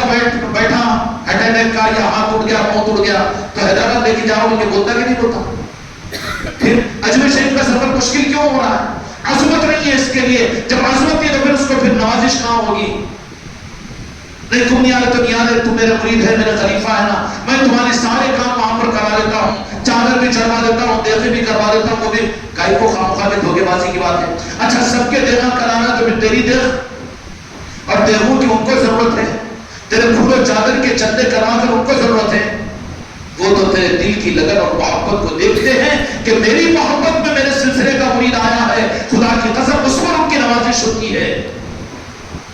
ہر ایک آنے والے پر نوازش ہوتی ہے، اس کی محبت اور اس کی عظمت کے ساتھ میں اور اس کی نوازش ہوتی ہے۔ اچھا ان کی نوازش بھی اس کی دلیل کیا؟ واپسی کے اندر میں اس کو شکایت اس کے دل میں نہیں ہوگی بلکہ مطمئن ہو جائے گا کہ میرا سفر کامیاب ہو گیا۔ نہیں تو اتنا خرچہ ہو گیا، میں اتنا کر دیا، میں اتنے دینے کرا دیا، وہ کرا دیے، یہ کرا دیے، پورے لسٹہ لے کر آ کے آنے کے بعد میں دوستوں کو بھی بتائیں گا، پوتروں کو بھی بتائیں گا، بیٹوں کو بھی بتائیں گا، ریجیکٹڈ ہے وہاں کا، تو ان کی محبت میں تو نہیں گیا، قبول نہیں ہوا وہاں کی حاضری۔ اگر تو ان کے پاس ان کی محبت میں صحیح طریقے سے چلے جاتا، بخیل مت بنو بلکہ وہاں سخی بن کر جاؤ تو تمہارے لیے راستے کھولیں گے، تمہارے لیے نہیں بلکہ تمہاری نسلوں کے لیے خدا کی قسم وہ راستے کھولیں گے۔ اب ہر جگہ جاتا ہے شادی کے اندر 10,000 روپے کا ہے، 5,000 روپے کی انگوٹی، اب تو سونا مہنگا ہونے سے انگوٹی سونے کے بجائے چاندی کی، اچھا نیچے اتر رہے نا بخلاف سے بھی تو چلو چلتا ہے۔ اب ہر جگہ تو دواخانے میں تو ہائی فائی دواخانے کے اندر میں جاتے ہی 40,000 روپے پہلے ایڈمیشن فیس. ہاں نہیں مان لے جاؤ کرو. ارے پھر نہیں وہ ہوتا انتظام کیسا بھی ہوتا. ہاں فلاں بھی ہے فلاں بھی ہے میرا گھر بھی ہے میری وہ بھی ہے میری بیگم کی گلسر بھی ہے بکا دیتا ہوں لیکن مجھے لے جاؤ. وہاں پر تو سخی بنتا ہے. اور اجمیر شریف کے سفر میں بخیل کا بچہ بن کر جاتا ہے. بخیل اگر ہے کنجوس اگر ہے تو ہر جگہ کنجوس ہونا چاہیے نا. بیٹے بیٹی کی شادیوں کے اوپر کیسا لاکھوں روپے خرچ کرتا ہے. شرم نہیں آتی تجھے؟ اور میں سلطان الہند کی بارگاہ میں اگر وہ بلا رہے ہیں کرم فرما کر وہاں پر بخیل بن کے کنجوس آخری بھکاری بن کر. ویسے بھکاری کو تو میں کہوں گا کہ اجمیر شریف میں مانگنا شروع کر دو. جاؤ دل کھول کر جاؤ وہاں پر. اب وہاں سے اب جانے والوں کو تم 2,000 تم 5,000 بالکل نہیں. بولا کہ ہم خود مانگنے کے لیے ہم کو مت مانگو. جاؤ وہاں پر خیرات مانگ لو بھیک مانگ لو. وہاں جاؤ تو سخی بن کر جاؤ. اپنے دل سے جتنا مجھ اوپر نہیں میں نہیں لوں گا تمہارے پیسے مجھے ضرورت نہیں ہے. لیکن وہاں کی نگری کے اندر میں مسلمان ہو کے غیر مسلم جو خواجہ جی کی نگری میں جا رہے ہیں اننون ہو نہیں پہچانتے کسی بھی صوبے کا کیوں نہ ہو لیکن اس کو بٹھاؤ کھانا کھلاؤ اس کو چائے پلاؤ اور اس کو یہ کرو وہ کرو تاکہ وہ خوش ہو کر کہ تم کیوں یہ خواجہ جی کی محبت میں رپورٹ پہنچے گی. خواجہ جی کی محبت تم کو تمہاری نسلوں کو ملے گی. اس نگری میں جا کر بخیل مت بنو بلکہ جتنی پونجی اپنے ساتھ میں لے سکتے ہیں دو. تمہارا پیر تم کو خرچ کرنے کا حکم 1 روپے کا نہیں دے گا اور 1 روپے تم سے نہیں لے گا یہ صحیح ہے. لیکن جو خرچ کرنا چاہے ان کو روکے گا بھی نہیں کیونکہ وہاں پر خرچ کرنا نہیں ہے بلکہ تم کو تمہاری نسلوں کو ان کے در سے دلوانے کا نظام ہے. تو میں تو تمہارا دشمن نہیں کہ تمہارے دلوانے کے نظام کو بند کر دوں. اس لیے اس نگری میں جا کر جتنا بھی خرچ کر سکتے ہو پونجی جمع کر کے لے کے جاؤ اور وہاں پر خرچ کرو جہاں موقع مل جائے. وہاں صرف یہ ہے صرف اس درجے میں احتیاط چونکہ مریدوں کے لیے ضروری ہے کہ مرید جو وہاں خرچ کر رہے ہیں اپنے پیر کے علم میں لا کر خرچ کریں. پیر سے خرچ کروائے نہیں کہہ رہا ہوں میں. وہ کوئی اور پیر ہے جو یہ سوچتے ہیں سمجھتے ہیں لیکن کہ سرکار میں یہاں پر 50,000 خرچ کرنا چاہ رہا ہوں کیونکہ جہاں پر صحیح خرچ ہوگا اس کی نشان نہیں کر دے گا. لاؤ تم مجھے دو میں کرتا ہوں یہ ہم نہیں کہیں گے بلکہ وہاں پر تمہارا خرچ ضائع نہ ہو جائے کیونکہ زمانے کے اندر میں ڈھونڈ ڈھالے ہوئے بھی بہت لوگ ہیں. ابھی ہمارا ایک بچہ وہاں سے قطر سے آیا تھا. کیا نام اس کا؟ ایئرپورٹ کے اوپر کھڑا اور کہیں پر آستانے کے اوپر گیا تو ایک آدمی آیا. اس کی بیچاری اچھی گھڑی تھی. گھڑی دیکھتے اب جس پہ رومال بھی تھا نرم بیمارہ میں سمجھتے ہیں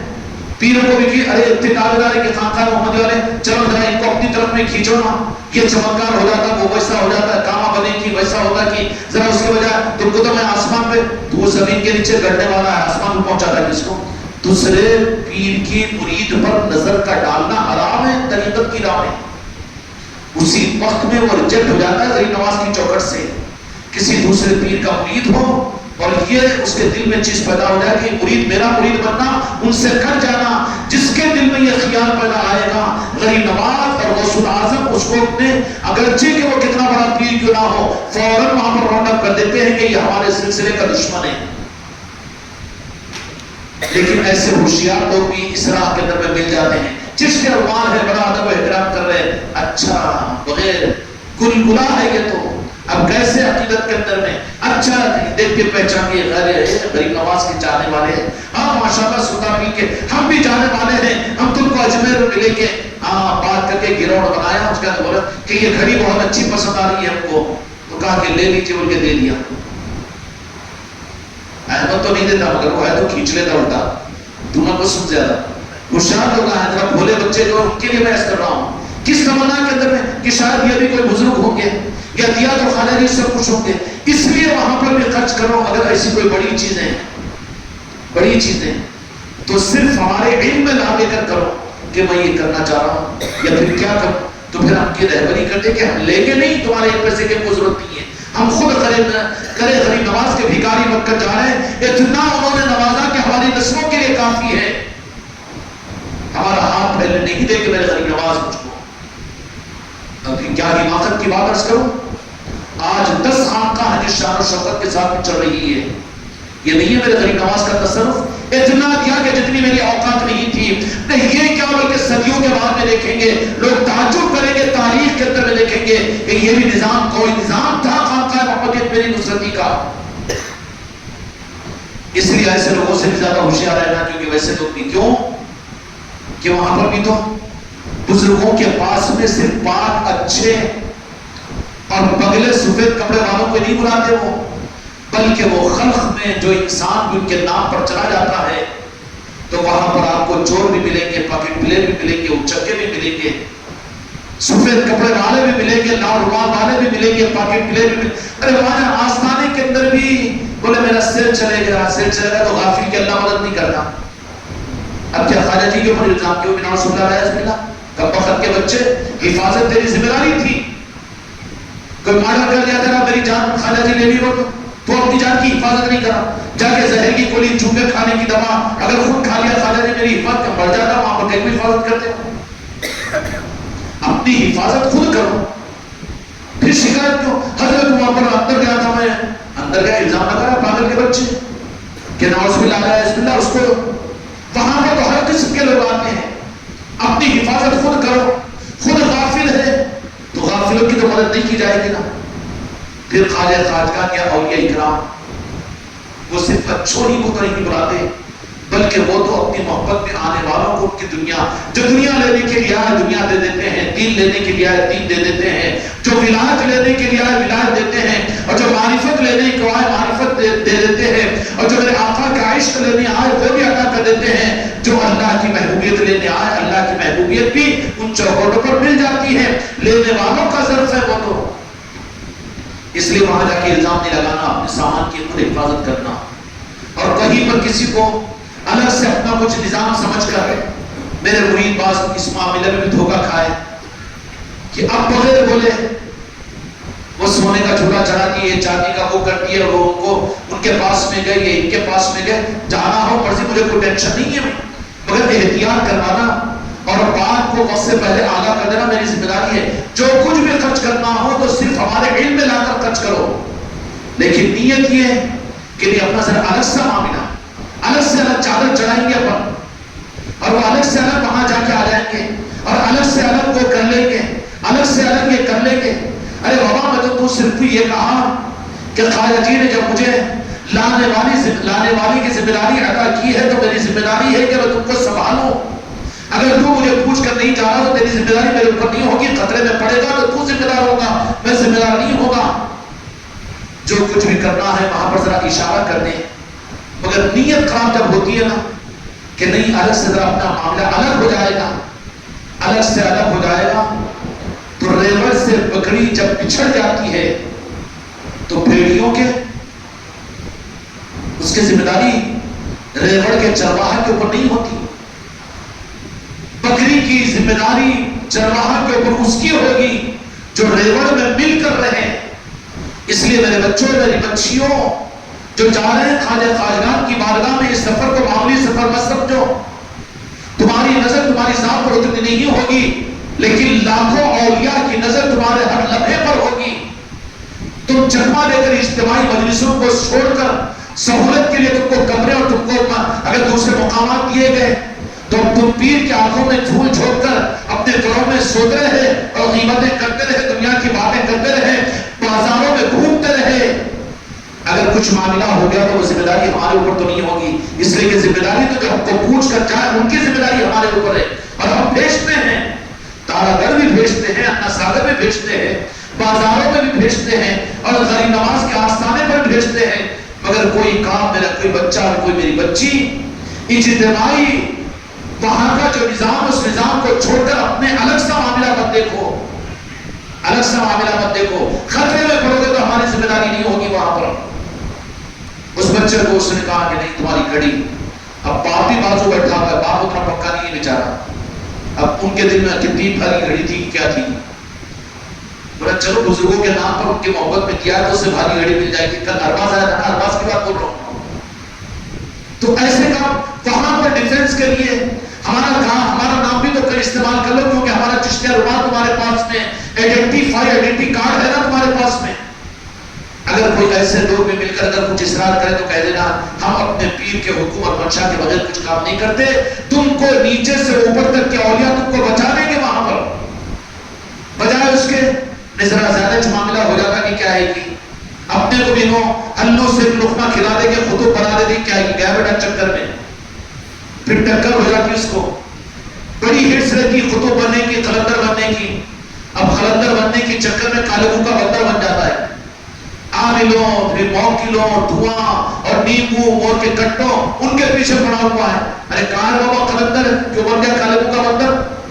اب وہ دنیا کے پیچھے کیوں جا رہا ہے؟ کہاں بھاگ رہا ہے تو؟ جہاں تیرا دل چاہنا مکار بکری ہے وہ پھر کسی بھی بھیڑیے کی غذا بن جائے گی.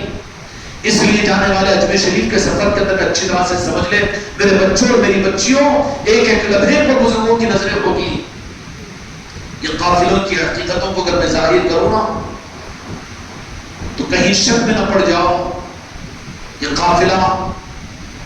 خواجہ خواجگان کی سب سے بڑی خصوصیت یہ ہے کہ تم کو ہم تمہارے دنیا کے کاموں کے بنانے کے لیے نہیں جاتے. چاہتے ہیں قافلے، لیکن منتیں، مرادیں، تمنا عرض میں چلو تمہارا یہ کام بنا دے گے، وہ اس کے لیے جاتے ہیں نا سر. جانا چاہیے، اس کا بھی انکار نہیں ہے، وہ بھی ملتا ہے وہاں پر. جو کر رہے ہیں اس کو غلط نہیں کہتے ہیں. لیکن یہ خانقاہ محمدی اجمیری نصرتی کا قافلہ، اور یہ بات تاج الاولیاء نے فرمائی ہم کو کہ اس لیے خانقاہ محمدی اجمیری نصرتی کے بچوں سے ہم کو زیادہ محبت اور ہماری زیادہ سرپرستی کے اوپر اس لیے ہے کہ تم ان کو ہمارے پاس ہماری محبت میں بھیجتے ہیں. دنیا آتی ہے دنیا کے کاموں کے لیے، اور بھی پیر لاتے ہیں ہمارے پاس میں، وہ بھی غلط نہیں ہے، غلط میں انکار نہیں کر رہا ہوں، لیکن ہر ایک کا اپنا ایک نظام ہے. ہم جو لے کے جاتے ہیں سرخاب کے پر ہم کو لگے ہوئے نہیں ہیں، لیکن صرف ہم نے وہ گر کو اختیار کیا ہے کہ جس سے نوازے جاتے ہیں. وہ گر میرے غریب نواز نے عطا کیا ہے، ان کا گفٹ ہے وہ کہ لے جاؤ اولیاء کے پاس تو ان کی محبت میں لے جاؤ. کیا ہم نے فضیلتیں سنائی؟ نہیں، بلکہ محبت میں لے گئے ہیں. اور جب محبت میں جو چیز عطا ہوتی ہے وہ مانگنے والوں کو بھی نہیں ملتی. ان کی محبت میں جب جاؤ، حقیقت یہ ہے کہ میرے بچوں زیادہ خوش فہمی میں مبتلا یا تو بدگمانی میں مبتلا ہو جائے، اس لیے حقائق کو ہم نہیں کھولتے. جانے والوں کی لسٹوں کے اندر بھی جانے سے پہلے بھی کانٹ چھٹ ہوتی ہے. ہم نے کہا کہ سرکار ان کا تو ریزرویشن ہو گیا تھا، یہ تو تیار ہو گئے تھے. کہا کہ نہیں، جانے سے پہلے ذرا دلوں کے اندر بھی یہ معاملہ پیدا ہو گیا تھا، اور جانے کے بعد کہ یہ پلان بنا چکے تھے وہ. اس کے لیے ہم نہیں چاہتے کہ اس قافلے کے ساتھ ان کا سفر ہو. وہاں جانے کے بعد میں کچھ الگ سا اپنا معاملہ کہ نہیں ہم تو لکھپتی کروڑ پتی ہے، ہم اے سی میں ٹھہریں گے اور ہم تو ویسا کر لیں گے، ہم تو وہاں پر لنگر نہیں کھائیں گے بلکہ 5 اسٹار ہوٹلوں میں کھائیں گے. اس طریقے سے اجازت کے ساتھ ہم نے تو مجبوری کے لیے اجازت دے دیا، کیونکہ بعض مریدوں کے لیے مسئلہ بنائیے کہ ہماری اجازت کے بغیر وہ الگ جا کر روموں میں رہنا شروع کیے تو بات کہیں ان کے لیے کھٹک نہ جائے، اجمیر کا راستہ ان کے لیے بدلا ہو جائے. اس کے لیے اس سال تو ہم نے خود اپنے مریدین کی رعایت میں، ان لوگوں کی رعایت میں کہ جن کا ذہن یہ ہے کہ ہم تو دنیا کے معاملات میں لاکھوں روپے خرچ کرنے والے، حضرت وہاں پر ہم کو ہماری ڈنڈی کے اوپر چکتے کہ سب کو وہیں پر ایک کوٹھی کے اندر میں رکھ دیتے ہیں کہ جہاں پر پنکھے نہیں، جہاں بیت الخلا نہیں، اور جہاں پر وضو نہیں، سہولت نہیں. ہم تو لکھپتی ہے، ہم تو کروڑپتی ہے، اور ماشاءاللہ ہم تو کھا سکتے ہیں، اور پھر 50,000 روپے خرچ کرنا ہمارے لیے کوئی مسئلہ نہیں. اس لیے ہم نے خود اب کے ڈھیل دے دی کہ جو لوگ کوٹھی کے اطراف میں دوسرے مقامات کے اوپر بھی رہنا چاہتے ہو، اپنی سہولت کے ساتھ، چاہے اے سی میں رہو کہ دوسرے روموں میں رہو، اطلاع دے کر رہو. اور دوسری شرط ان کے لیے کہ کوئی اجتماعی مجلس میں ان کو بلانے کی ضرورت نہ پڑے، بلکہ وہ خود آ جائے اجتماعی اعمال میں، اور خرچ کرنے کے اندر بھی صرف اطلاع دے کر خرچ کرے. سمجھ میں آئی بات؟ جانے والے اپنے سفروں کو ضائع نہ کرے. اس کے لیے چند ہدایات تھی جو تم کو کروائی گئی.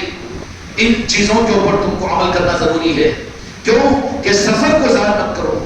سفر معمولی سفر نہیں ہے، معمولی سفر نہیں ہے. بہت تفصیل ہو جائے گی، بہت بات سامنے آ رہی ہے. کیوں کہ جانے والے تھوڑا سا ناقدری کیے وہ اگرچہ کہ ہمارے ساتھ بھی کیوں نہیں چلے، لیکن ان ناقدری کی بنیاد پر، بے وصولی کی بنیاد پر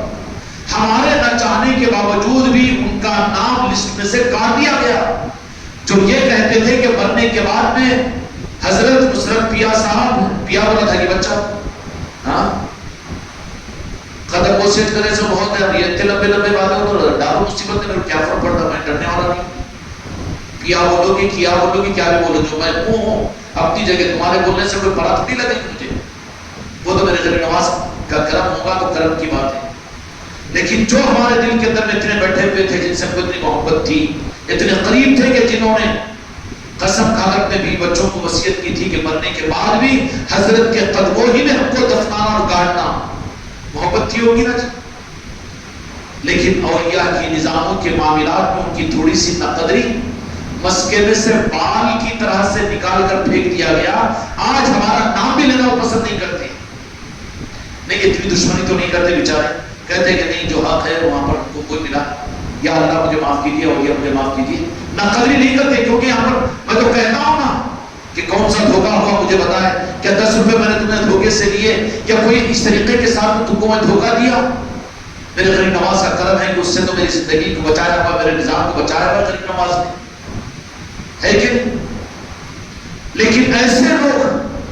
جو صرف پیا نہیں کہتے تھے، سرکار نہیں کہتے تھے، یا پیر نہیں، بلکہ اپنے بیوی بچوں کو انہوں نے وصیت کی تھی کہ مرنے کے بعد میں قدموں ہی میں گاڑنا ہم کو، لیکن میں کیا کروں،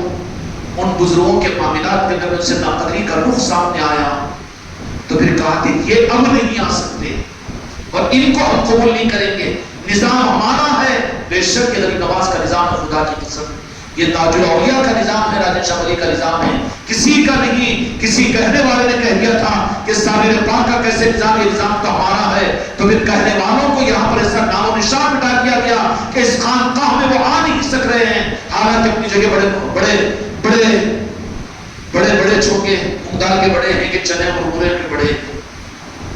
انجام بڑا نقصان دہ ہوگا۔ تو ہم اگلا گرا پچھلا ہوشیار، بہت ہوشیار ہے،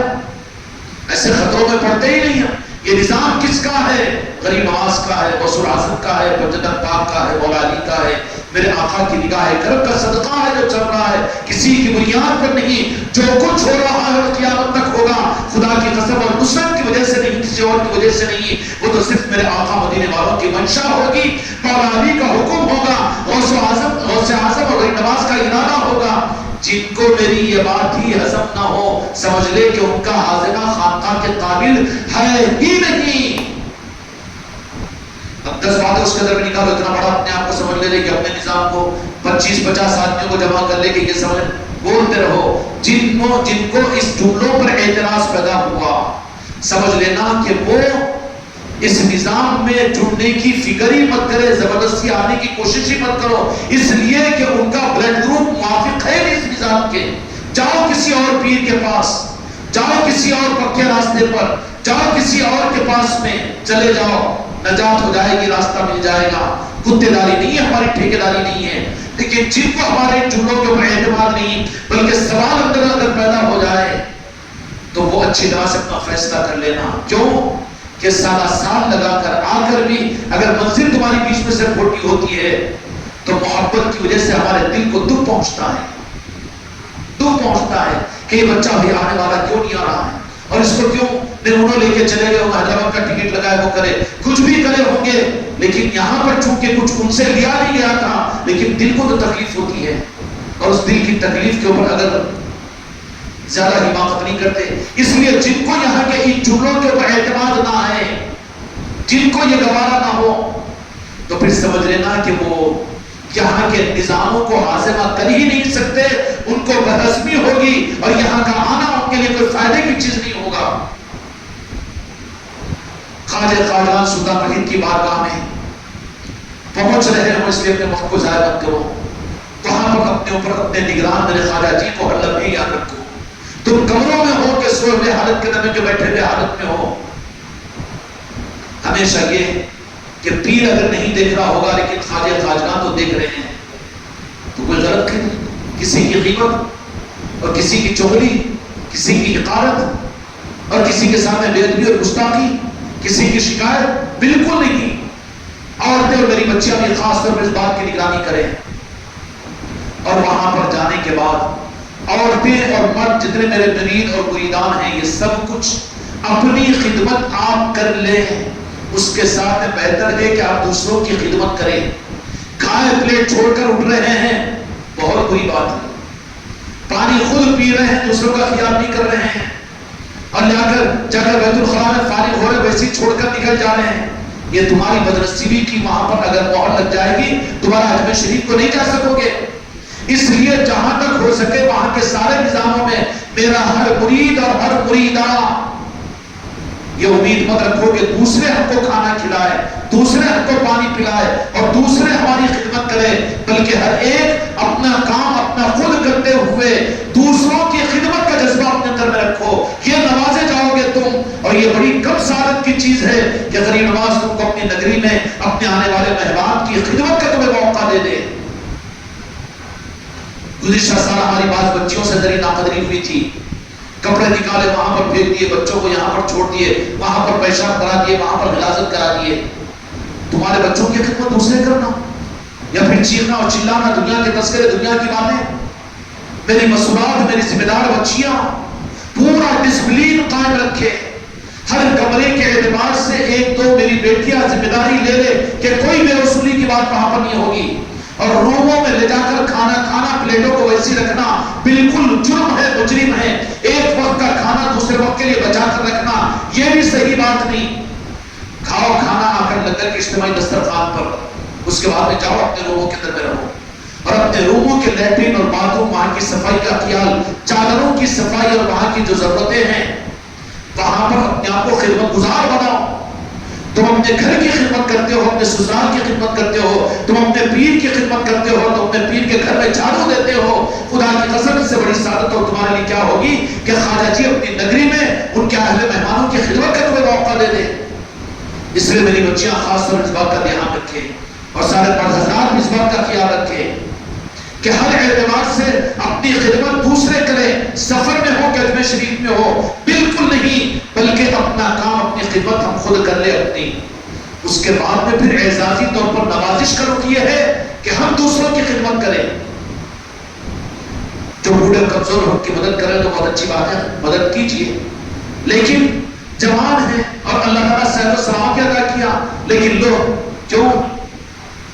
گئے تھے ایک بیاگ لے لے کے، لیکن آ رہے ہیں تو دو بیاگا بھر کے، سسرال کے رشتہ داروں کے ان کے زبردستی کا بوجھا اٹھانے کے لیے حمال بنایا میں تم کو، حمال بنانے کے لیے لے جا رہا ہوں میں اجمیر تم کو۔ وہاں جاؤ خواجہ جی کی بارگاہ کے اندر میں ہلکے پھلکے بن کر جاؤ اور ہلکے پھلکے بن کر آؤ۔ مصیبت گئے تھے، دو بیاگا لے کے ہو گئے 5 بیاگا، اب کیا ہے ان کی خوشامدی، ان کی خوشامدی کہ میرے مرید بچے تمہارے باپ کی نوکر ہیں، جو کریں گے تمہاری خدمت کو، ہمارے کہنے کے اوپر خدمت کریں تو اس کا مطلب نہیں کہ زبردستی کا بوجھ ان کے اوپر ڈالو۔ اس لیے بہت احتیاط کرو اس سفر کے اندر میں، سفر معمولی سفر نہیں ہے، سمجھداری نہ جو یہ عظمت والا سفر ہے، سفر یہ نہیں کہ جا رہے ہیں جیسے اڑس میں گئے آ گئے اور یہ ہوا وہ ہو گیا، یہ سب کچھ بھی اپنی جگہ ہے، لیکن یہ سفر متعین ہوتا ہے۔ اب وہ پردوں کے پیچھے کی بات اگر کہوں تو کیا کہوں، کون برداشت کرے گا، لیکن اتنا تو اعتماد کر لو کہ خانقاہ محمد اجمیری نصرتی کا قافلہ، یہ غریب نواز کا یہ کرم ہے، چونکہ ان کی نوازش ہے یہ کہ یہ جانے والے جاتے نہیں ہیں بلکہ چھاٹ کر کاٹ کر بلائے جاتے ہیں، اور جانے کے بعد اگر سفر کے اندر کتنے دن کا سفر ہے، 7-8 دن کا سفر ہے، اس میں اپنے آپ کو ایسے سمجھ لو جیسے وینٹیلیٹر پر رہتے تو ساکت رہتے نا، بالکل نہیں، دنیا کی گفتگو نہیں، بات کرو تو خواجہ جی کی عظمت کی کرو، میرے آقا کی محبت کی کرو، پنجتن پاک کی کرو، مذاکرے کرو بھی تو پھر نسبتوں کے کرو، سلسلے کے کرو۔ اس کے بجائے یہ بہت بگاڑ پیدا ہوتا ہے عورتوں بچیوں کے اندر میں، ایک بازار گھوم کر آتی، 4 کو بازار کو بھیجتی، فلاں جگہ ہاں اچھے ہیں، فلاں جگہ چپل اچھے ہیں، فلاں، تیرا سفر بھی تو برباد کر رہی ہے اللہ کی بندی، اور دوسروں کو بھی بھیج رہی ہے، بازار میں بھیجنے کا ذریعہ بن رہی ہے، تو شیطان کی بچی ہے۔ موقع دیا جائے گا جانے کے لیے بازار میں کچھ خریدنے کے لیے، اس وقت میں کر لینا، انکار نہیں ہے، کر لینا، لیکن اس کا مطلب نہیں کہ جب دیکھو جب پورے بازاروں کے اندر میں عورتیں گھوم رہی ہیں، ہوٹلوں میں کھا رہی ہے، بازاروں میں گھوم رہی نہیں، اپنی مرضی سے بھی رات کے گزارنے کے لیے خواجہ جی کی بارگاہ میں چل جا رہی ہے۔ سوال ہو جائے گا کہ تم پیر کے مرید بن کر آئے ہو، لیکن کیا پیر کی اجازت سے آئے ہو؟ اگر نہیں گئے ہیں تو کچھ بھی نہیں ملے گا وہاں پر، الٹا خطرہ ہے کہ دوبارہ پھر آنے سے بھی وہ روک دیں گے۔ گزشتہ سال جو قافلے کے اندر میں جو لوگ تھے، عبرت کے لیے دیکھ لو کہ اس قافلے کے اندر میں وہ لوگ کیوں نہیں آ سکے، کیا وجہ ہوئی تھی، کون سی کمی کی وجہ سے؟ کیا پیر روک دیا ان کو، یا ہم نے منع کیا؟ اعلان تو کیا 4 مہینے پہلے ریزرویشن کا، ساروں کو حکم تو دے دیا، لیکن جو گزشتہ سال میں سفر میں تھے اب کے نہیں رہے، ان کی زندگیوں کو پر نظر ڈالو تو پتہ چل جائے گا کہ کون سی کمی ہوئی ان کے اندر میں جس کی وجہ سے پیر نہیں روکا، بلکہ پیر کے پیرانے پیر نے ان کو روک دیا کہ تم آنے کے قابل نہیں ہے، بعد میں چلے جاؤ۔ بعد میں کیا جانا، 10 سال ہو جاتے جا ہی نہیں سکتا۔ اللہ تعالیٰ ہر ایک اس در کی بار بار حاضری کی توفیق عطا فرمائے۔ اس لیے جانے والے میرے بچوں، وہاں کی عظمت کے مقام کو سمجھو۔ صرف یہ نہیں کہ اجمیر شریف منقبتیں سنتے ہیں اور سن کر اتنا ہی اثر ہمارے ذہنوں پر ہوتا ہے۔ بیچارے منقبتیں سنانے والے بھی تو اجمیر کو نہیں جاتے، تو ان کو کیا معلوم ہے وہاں کا؟ وہ تو پڑھا پڑھی پروفیشنل اعتبار سے نعت اور گانے اور پھر قوالیوں کو سن کر اترے اجمیر کو سمجھا ہے، وہ کیا جانے اجمیر شریف کو؟ اجمیر شریف کو تو اجمیر شریف کی محبت میں اپنے زندگیوں کو لٹانے والے، جن کو رات و دن میں اجمیر شریف کا نظام جن کے اوپر سوار ہو اور جن کو خواجہ قادیان اپنا نظام ادا کیے ہوئے، ان سے پوچھو کہ اجمیر شریف کیا ہے۔ پیران پیر غوث الاعظم دستگیر رحمت الرحمان فرماتے ہیں کہ اجمیر بغداد کو تو ہم نے دیا ہے، اللہ نے دیا ہے، لیکن ہندوستان والوں خوش قسمتی ہے کہ اجمیر تو معین الدین کو مدینے والوں نے عطا کیا ہے۔ اور یوں فرمایا کہ کوئی محبت اور عقیدت کے ساتھ میں اجمیر شریف کی نگری میں ایک مرتبہ آستانے پر چلے جائیں، ہو سکتا ہے کہ اللہ اسی حاضری پر خدا اس کی نجات اور مغفرت کر دے۔ مر رہے ہو تمہارے ماں باپ، مریض بھی ہو، موقع مل جائے تو لے جاؤ اجمیر شریف کی بارگاہ میں تاکہ ان کی نجات کا سامان بن جائے، ورنہ کیا ہوگا؟ میں چاہ رہا ہوں میرے بیٹے کو نہیں تو پھر کیا ہوگا؟ مرتے ہی تیرا اعمال نامہ تو یوں لپیٹ دیں گے کہ بدعتی تھا، اولیاء کا نام لینے والا تھا اور خالی نعتیں پڑھنے والا تھا، اجمیر شریف کا گانا گانے والا، پھر بات کی فاتحہ تک تیری قبر پر نصیب نہیں ہوگی۔ آج عصر کی نماز کے بعد میں بچے نے آ کر مجھے افسوس کے ساتھ سنایا، اللہ تعالیٰ چاہتے ہیں کہ مغفرت فرمان کے قبر کو نور سے منور فرمائے۔ بڑے مخلص آدمی تھے وہ، لیکن عصر کی نماز کے بعد میں بچے خانہ پور کا ایوب خان نے آ کر سنایا کہ بہت افسوس ہوا حضرت، آپ نہیں تھے کہ مطلب مل کر آ گیا، مجھے معلوم تھا، افسوس کوئی علم غیب نہیں تھا مجھے، مگر نہیں جہاں پر چیز کھٹکتی ہو تو کیوں خاموخا کہ وہاں پر اچھا نہیں دکھتا نا، وہاں پر کیا ہوا، ملا اتنی تکلیف کیوں ہوئی؟ تو بولے کہ جنازہ وہ ہوا، لیکن اس کے بعد میں بولے نہ وہاں پر فاتحہ ہوئی ہے، نہ دعا ہوئی ہے ہاتھ اٹھا کر، نہ پھول پیش کیے گئے، بھلا زندگی میں تو قصور ان کا ہوا اور ان کا، اللہ ان کی مغفرت فرمائے، درجات کو بلند فرمائے۔ گھر پہ ذکر کی مجلسیں نہیں، گھر پہ نشان نہیں، اولاد کی تربیت نہیں، اولاد کو نظاموں کے اندر میں جوڑا نہیں، پوری زندگی پڑھتے رہے، پڑھاتے رہے، کھاتے رہے، پیتے رہے، لیکن نتیجہ کیا نکلا کہ آج قبر کے اوپر کوئی جا کر فاتحہ پڑھنے والا نہیں ہے۔ کیا حشر ہو رہا ہے سنیوں کا؟ کائی کی حماقت نہیں ہے؟ وہ کیا خانقاہ محمدی والوں گھروں پہ مجلس سے رکھو اور گھروں کے اولیاء کی نسبتوں کے، ارے بابا یہ تمہاری نسلوں کے لیے انتظام نہیں ہے، تم نہیں سمجھ رہے؟ نظاموں میں کیا بڑے خانقاہ میں جڑے تو کیا اولیاء میں مانے جائیں گے کہ وہی سنی مانے جائیں گے، دوسرے نہیں ہے کہ کیا ہے، کیا حشر ہوگا؟ اس بچے نے بڑے افسوس کے ساتھ کہا کہ مجھے بڑا دکھ ہوا کہ بولے کہ 3 دن پہلے انہوں نے کعبہ شریف کے اندر میں میلاد پڑھی تھی، ہم پڑھے تھے ان کے ساتھ میں، سب کچھ ہوا تھا، ان کی قبر کا صلہ وہ لے کر چلے گئے،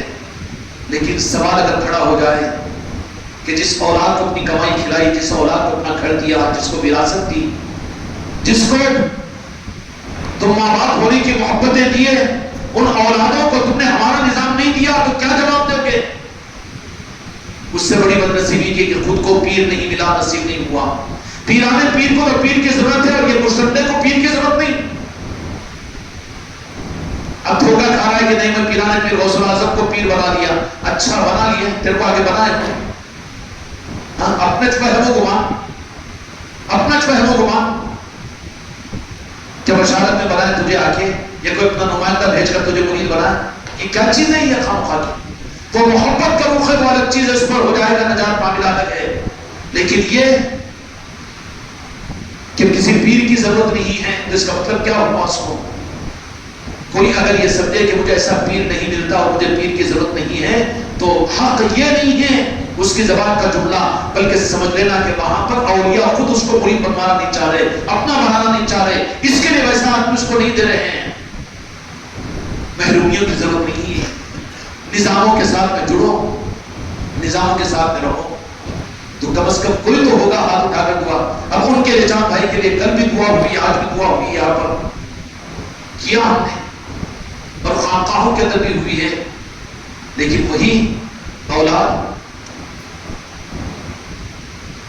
جب کہ قبر کو دفنانے کے بعد احادیث میں آتا ہے، تو احادیث کو پڑھے ہوئے مولوی اور مفتی کہ وحشت کے اندر میں مردہ یہ چیخیں مارتا ہے، اور واپس دفنا کر جانے والے اپنے وارثین سے لجاجت کے ساتھ میں درخواست کرتا ہے کہ مجھے ڈال کر تم کہاں چل جا رہے ہو، اس اندھیرے کمرے کے اندر میں تھوڑا سا تو پھیل جاؤ۔ حدیث سے بعد میں فقہ حنفی میں ہے یہ مسئلہ، کوئی مفتی اور مولانا سے مجھ سے بات کرا میں جواب دوں گا کہ دفنانے کے بعد میں الٹے پاؤں بھاگنا نہیں ہے، بلکہ اس کے قریب کے لوگوں کے لیے ضروری ہے کہ ایک اونٹ کے ذبح کر کے تقسیم کرنے تک کا وقت اس قبر والے کو اکیلا مت چھوڑو، وہاں پر ٹھہرو اور پڑھا کرو فاتحہ، قرآن پاک پڑھا کرو، تاکہ انسیت پیدا ہو مردے کو۔ اور یہ نہ پھول ہے، نہ دعا ہے، نہ درود ہے، نہ کچھ ہے، تو پھر یہ تو تھپ تھپ تھپ تھپ آدھی مٹی ڈالنا رہتا، وہ قبر کھودنے والا تم ڈال دو، ہم جا رہے سب اوپر ڈالے دینا چاہیے۔ ابھی بھی احساس نہیں، گھمنڈ کے اندر میں رہیں گے، ہم ہی سنی ہیں اور ہم ہی درود و فاتحہ پڑھنے والے ہیں، تمہاری اولادوں کو تم نے اگر نظاموں کے اندر میں نہیں جوڑا تو تمہارا میرا حشر بھی ایسے ہی ہوگا۔ تو ان نظاموں کے اندر میں ہم اولیاء کے نظاموں میں مخلص نہیں ہے، مجبوری ہے ہماری تمہاری۔ تم اپنی بیوی کو، تم اپنی اولاد کو، اپنے بچوں کو، اپنے بیٹیوں کو حق اگر نہیں دے سکتے تو تم دوسروں کو کیا حق دیں گے؟ حق دینے کے لیے بیٹے کے ہاتھ پر عورت میں تیرا باپ ہوں، لیکن یہ بات تجھے ماننا پڑتا، 11ویں کی محفل کرانا پڑتا، اور تجھے کسی اچھے پیر کے پاس لے جانا بیعت ہونا پڑتا، یہاں لانے کی ضرورت نہیں ہے۔ لیکن اولادوں کی تربیت کی ذمہ داری ہے نا، یہ ذمہ داری اگر پوری نہیں ہوئی، اگر سوال پیدا ہو گیا تو بچ نہیں سکیں گے۔ اس لیے اجمیر شریف کے سفر کو معمولی سفر مت سمجھو، وہ مقام کو معمولی سفر مت سمجھو، معمولی مقام مت سمجھو۔ منقبتوں میں پڑھ پڑھ کر اجمیر کو صرف یہی سمجھ لیا کہ منت و مرادوں کے پورا ہونے کا، فقیروں کا کعبہ، غریب نواز کا آستانہ، یہ سب کچھ ہے، مگر یہ سر کی آنکھوں سے دیکھنے والوں کے لیے ہے، لیکن دل کی آنکھوں سے دیکھنے والوں کے لیے حقیقت میں وہاں پر تو مدینے کا نور ہے، وہاں پر تو عرش الہی کے جلوے ہیں، وہاں پر تو محبوبیت کی خیرات بنتی ہے، وہاں پر تو معرفت کی شراب پلائی جاتی ہے، وہاں پر تو ولایت کی ڈگریاں ادا کی جاتی ہے، وہاں پر تو وہ مقام ہے کہ جہاں پر مولا علی اپنے شہزادے سے ملنے کے لیے تشریف لاتے ہیں۔ امام حسن اور امام حسین علیہ السلام کی آمد اجمیر شریف پر ہوتی ہے، تو جہاں کے مالک جب جاتے ہیں اپنے شہزادے کے پاس میں تشریف لاتے ہیں، وہ کون سا مقام ہے اجمیر شریف؟ اس مقام پر جا رہے ہو اپنے آپ کو پوری احتیاط کے ساتھ میں، جو کچھ لٹ جائے، جان بھی چلے جائے تو غم نہیں کرنا۔ حق تو یہ ہے کہ حق ادا نہ ہوا تو مال کی اور پیسوں کی کیا بات ہے؟ ہم تو یہ نہیں کہہ رہے کہ 10 لاکھ کا گھر بیچ کے جا کے لگا دو، بالکل نہیں کہہ رہے ہیں، وہ وارثوں کا حق ہے، لیکن وہاں جا کے وکیل مت بنو، میں کیا کروں، میرے کو تم ادھار دو 2000، تم دو 5000، دواخانے میں جا کے مانگتا ڈاکٹر کچھ، ایسے وکیل بن کر آنے کی ضرورت نہیں کسی سے مانگنے کے لیے۔ کیوں کہ مانگو تو غریب نواز سے مانگو، وہ عطا کریں گے۔ اس لیے اس مقام کی عظمتوں کو پہچانو، کون سا مقام ہے۔ قرآن و حدیث کے ذریعے سے سمجھانا چاہ رہا تھا میں کہ حیات ظاہرہ میں میرے آقا دجاہ کے مالک کو امت کے لیے مغفرت کا، رحمت کا، بخشش کا، خدا کے رحمت کے ملنے کا ذریعہ میرے آقا کی ذات تھی، اور صحابہ جب تک میرے آقا حیات ظاہر تھے اس وقت تک رب کی طرف کم متوجہ ہوتے تھے، اس لیے کہ رسول اللہ میں اللہ ہے۔ جب میرے آقا پردہ فرما چکے تھے تو قائم مقام میرے آقا کا گنبد خضرا ان کے لیے مرکز نور، مرکز کعبہ تھا صحابہ کا۔ رات کے اندھیروں میں اٹھ کر میرے آقا کے گنبد خضرا پر صحابہ آ جایا کرتے تھے۔ سید کائنات شہزادوں کے امام حسن و حسین کو بھیجا کرتی تھی، مولا علی کوئی مسئلہ آ جاتے پھر تو جہاں کے مالک میرے آقا کے حجرے مبارکہ میں چل جائے اور التجا کیا کرتے تھے. یہی بات نہیں حضرت عمر فاروق رضی اللہ عنہ کے زمانے خلافت میں. کہو ان آنکھوں کے اندھوں کو اور کانوں کے بہروں کو جو قرآن حدیث کا نام لے کر امت کو گمراہ کر رہے ہیں، مت آؤ باتوں میں ان کی شکایت کرنا مقصود نہیں، لیکن تمہارے عقیدوں کو صحیح کرنا اور بچانا میرا مقصود ہے. میری شدت کو ان کے لیے مخالفت مت سمجھو، بلکہ تمہاری حفاظت کے لیے. حضرت عمر فاروق رضی اللہ عنہ کا زمانہ مبارک زمانہ خلافت ہے. میرے آقا کے پردہ فرمانے کے بعد میں حضرت ابوبکر صدیق رضی اللہ عنہ کا 12 سال کا اور 4 سال کا، پھر حضرت عمر فاروق رضی اللہ عنہ کی خلافت کے زمانے میں دیکھنے والوں نے دیکھا کہ دنیا کے مالک میرے آقا کی پردہ فرمانے کے بعد آپ کے قبر شریف اور روضہ مقدس کے اوپر مٹی ڈالی ہوئی تھی، ابھی کچی مزار پاک تھی. ایک بدوی دور سے آیا، ٹرین اور ایروپلین تو نہیں تھے، آ گیا اور اگر کہا کہ مدینے میں میرے آقا موجود نہیں ہیں، پردہ فرما چکے ہیں، اپنے بالوں کو بکھیر کر رونا شروع کیا. اور اس نے مسجد نبوی کے اندر میں آ کر سنا یا اہل حدیث والوں کو بخاری اور مسلم میں سے روایت کو نکال دینا پڑے گا، کیوں چھپا رہے ہو حق کو. بدوی نے آ کر مسجد نبوی کے اندر میں چیختے ہوئے رونا شروع کیا، یا رسول اللہ، یا رب العالمین، آپ نے قرآن پاک کے اندر میں فرما دیا آیت شریفہ جو آج بھی ہے، جو ہے وہ ہے، 6 قیامت تک رہے گی. قرآن پاک کی حفاظت اللہ کے ذمہ ہے، اس کو نہیں نکال سکتے. اگر ان لوگوں کا بس چلتا نا تو وہ آیتیں بھی نکال دیتے. جیسے بخاری شریف کے اندر میں الادب المفرد میں میرے آقا کی تعظیم اور گٹھوں کو بوسہ دینا اور قدم بوسی کرنے کی احادیث کو انہوں نے بخاری میں سے نکالا. اگر ان وہابیوں کا بس چلتا تو قرآن میں سے آیتیں بھی نکال دیتے، لیکن قرآن کی آیتیں نکلتے ہی زلزلہ آئے گا، جی نہیں سکیں گے، وہ رب کا انتظام ہے. وہ نتیجہ یہ نکلا کہ وہ بدوی نے آ کر کہا کہ یا اللہ تو نے کہا تھا، وہ جو آیت شریف کا ترجمہ میں نے عرض کیا نا کہ اگر کچھ کمی کوتاہی ہو جائے تو میرے محبوب کی بارگاہ میں جاؤ، اگر وہ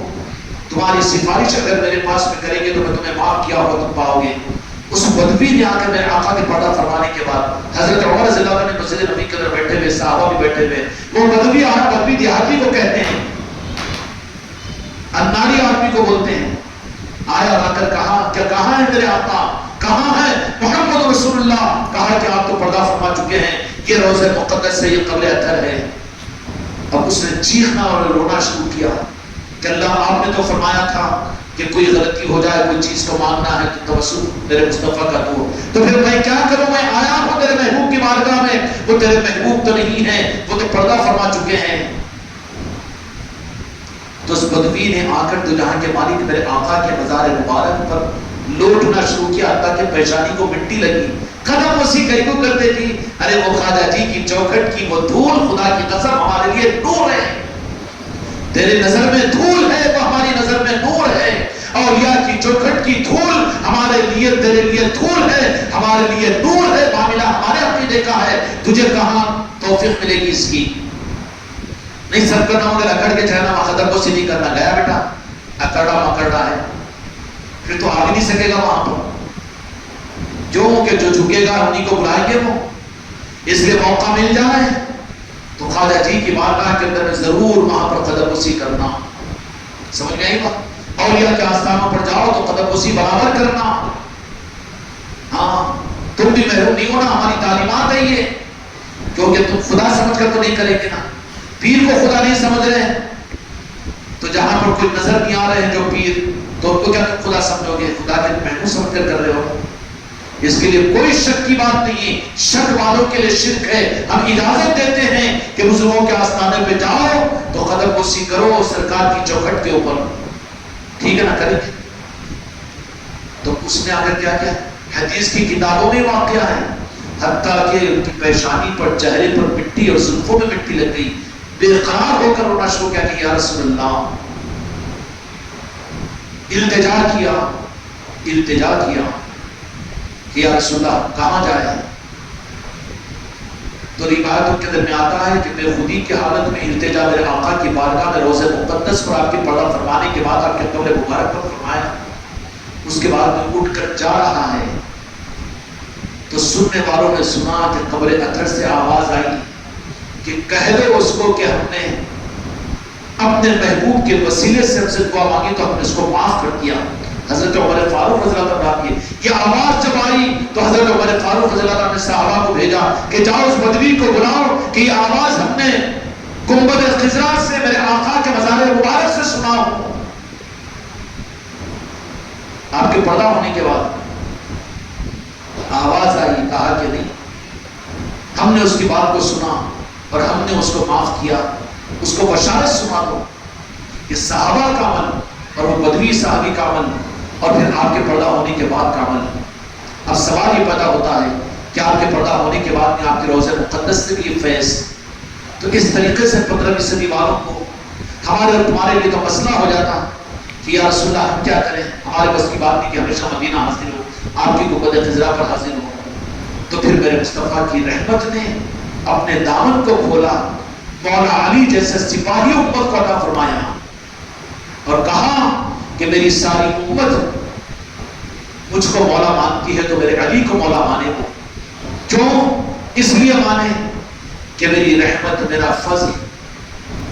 اور میری طرف سے ان کے لیے مغفرت رب کی طرف سے مجھے بنایا گیا تو میں نے مولا علی کو بنا دیا۔ اب مولا علی کے ذریعے سے قیامت تک آل علی اور اولاد علی میں اولیاء آتے رہیں گے اور ان کے لیے وہ چیزیں جو گنبد خضرا سے امت کو ملا کرتی تھی، جو گنبد خضرا پر جا نہیں سکتے، وہ خدا کی قسم غریب نواز کی چوکھٹ سونے مل جائے گی۔ مدینے کا نور ہے، مدینے کا فیضان ہے گنبد غریب نواز کے اوپر، کھیل تماشا مت سمجھو اس کو، روح کاٹنی چاہیے۔ وہاں کے معاملات میں شکایت مت کرو کہ نمک کم، مرچی کم، دہی کھٹا ہو جائے گا، بیٹھے گا پھر کچھ چھٹکا دوبارہ نہیں آ سکے گا وہاں پر۔ مدینے میں ایک آدمی فضائل اعمال میں لکھے ہو، فضائل حج میں وہ حدیث تبلیغ والوں کے پاس بھی ہے کہ مدینے میں کوئی رہ کر ایک مرتبہ دہی کھا رہا ہے اور کہہ دیا کہ پیٹ میں درد اس لیے ہوا کہ رات میں دہی کھٹا تھا، تو جا کے مالک میرے آقا نے بشارت میں آ کر کہا کہ مدینے کے دہی میں عیب نکالتا ہے، مدینے کا دہی کھٹا تو نکل ہمارے مدینے کو خالی کر۔ ایسے ہی اولیاء کے آستانوں پر اجمیر کو جا رہے ہو تو پکوانوں میں، کھانے پینے میں نمک اور مرچی نہیں ہے، اور وہ ٹھنڈے پانی اور گرم پانی میں، گرمی اور ہوا میں، کولر میں اور اے سی میں بالکل نہیں، بلکہ زبانوں کو بالکل خاموش رکھو، کیونکہ بات اگر کھٹک گئی تو پھر تم کو کیا ہوگا کہ دوبارہ پھر نہیں جا سکو گے قافلے کے اندر میں۔ اس لیے جتنا اہم سفر ہے اتنا سنبھل کر رہنے کا بھی سفر ہے۔ سمجھ میں آئی بات؟ تو جہاں کے مالک میرے آقا نے ڈسٹریبیوٹ کرنے کے لیے پوری دنیا کے اندر میں اولیاء کے آستانوں کی چوکھٹوں کو قائم کر دیا کہ اس خیرات کو، ہمارے در کی خیرات اور مدینے کی برائیوں کو لینے کے لیے اب تم نہیں آ سکتے ہو تو پھر جاؤ تم اپنے علاقے کے اولیاء کے پاس میں، وہاں پر تم کو خیرات ملے گی اور وہاں پر قبولیت ملے گی، وہاں خدا کی بخشش ملے گی، وہاں تمہارے گناہوں کی معافی ہوگی اور وہاں پر خدا کی رحمت کے دروازے کھلیں گے، وہاں پر رحمت العالمین کی رحمت تمہیں ملے گی۔ اولیاء کے آستانے یہ رب کی اور میرے مصطفیٰ کی رحمتوں کے اور مولا علی کے فضل کے نوازے جانے کے وہ ڈسٹریبیوٹر کیا کہتے ہیں اس کو، پوائنٹس میں وہاں پر وہ چیزیں حاصل ہوتی ہے۔ اس لیے جانے والے اپنے آپ کو سنبھال کر بخیل بن کر مت جاؤ، غیبت اور چغلی اور اس سے بچو، نماز کوئی فرض نہ چھوڑو، تہجد کا اہتمام کرو، اجتماعی مجلسوں کو نہ چھوڑو اور پھر لنگروں کے اندر شریک رہا کرو۔ جن کو موقع مل جائے اپنی سعادت ہو تو وہاں کے لنگروں کے کرانے کا موقع بھی ہم دیں گے، مگر ہماری اجازت کے بغیر نہیں، بلکہ ان کو بھی موقع دیا جائے گا جو اس سعادت مندی کو یہاں کے نظاموں کے اندر میں تم اپنے گھروں کی 10ویں اور 11ویں کے اوپر 10-10 20-20 ہزار روپے خرچ کرنے کا مزاج تو ماشاءاللہ میرے مریدوں میں بچ چکا ہے، خلیفاؤں میں، اور خرچ کرنے والے ایسے ہیں کہ جو خرچ کر کے حساب میں نہیں جماتے، اس قابل بن چکے ہیں کہ اگر تم اپنے پیر سے رجوع ہو تو تم کو وہاں کے لنگروں کا بھی موقع دیا جائے گا۔ خرچ کرنے کا سوچو، وہاں پر کچھ نہیں تو تھوڑے سے فروٹس لا کر تقسیم کرو، مٹھائی لا کر تقسیم کرو، صرف کھانے ہی کھانے کا مت سوچو، یہاں کھانے بہت کافی ہے نا، وہاں پر کھلانے والے بنو غریب نواز کی، تاکہ ان کی نظر میں آ جائے یہ کمزور ہے، یہ غریب بچہ نہیں، لیکن میری نگری کے اندر میں آ کر یہ خرچ کر رہا ہے۔ باپ کے 2-3 بیٹے ہو، لکھپتی کروڑپتی بھی ہو، لیکن ایک غریب حمال ہو، وہ حمال بیٹا لے کر رمضان میں 300 روپے کا ڈریس لے کر آیا، اور کوئی کروڑپتی اربپتی وہ بیٹے بھی 5-5 جوڑے لائے، تو باپ کس کے جوڑے کو پہلے قبول کرے گا؟ کس کے کرے گا؟ بولو جی، ہاں؟ غریب بچے ہمان کے، وہ چاہے 10 جوڑے کیوں نہ ہو، ایسے ہی کوئی غریب کہہ کر وہاں محروم مت ہو، فقیر اور بھکاری نہیں ہو تم۔ وہاں کے بھکاری اور فقیروں کو دیکھو تو پہلے خود نہیں کھاتے، اپنے پاس کے بیٹھے ہوئے فقیر کو کھلاتے ہیں، اور وہاں آزمانا ہو تو آزما لو فقیروں کو دیکھ کر، آزماؤ مت، آزمانے کی جگہ نہیں ہے وہ اجمیر شریف۔ بس زیادہ بتا دوں گا تو پکڑے جائیں گے خامخواہ کے تم لوگ، لیکن اپنی نیتوں کو سنبھالے میں رکھو۔ یہ مت کہو کہ وہاں کے خادمہ ہم سے پیسے لے رہے ہیں، وہاں کے غریب آ کے ہم کو چھین رہے ہیں، نعوذ باللہ، بہت غلط بات ہے یہ۔ وہ سلطان ان کی بارگاہ کے لوگ ہیں، اگر نہ ہو تو معافی مانگ کر آگے بڑھ جانا، جھڑکانا نہیں، اور یہ نہیں کہنا کہ انہوں لے رہے پیسے اور وہ خادمہ وہ کر رہے، اس کی وجہ سے تو وہاں پر جانا بند ہو جائے گا، تم جا نہیں سکو گے وہاں پر۔ اس لیے اگر اپنے لیے، اپنی نسلوں کے لیے عافیت چاہتے ہو تو اس سفر کے اندر پوری احتیاط کے ساتھ اس سفر کو کرے، ٹھیک ہے نا بیٹا؟ انشاءاللہ چہارشنبے کے دن 4 بجے یہاں پر تشریف لا رہے، نظام آباد سے انشاءاللہ اجمیر شریف کا سفر ہوگا، بس کا سفر یہاں سے ہوگا، بس انشاءاللہ روانہ ہوگی۔ سرسنے والے تو آپ لوگ اپنی گاڑی سے جا رہے ہیں، تو جتنے لوگ ہیں جانے والے جن کے ٹکٹ کنفرم ہو گئے ہیں، یہاں سے عادل آباد سے نظام آباد کے بس کا کرایہ بھی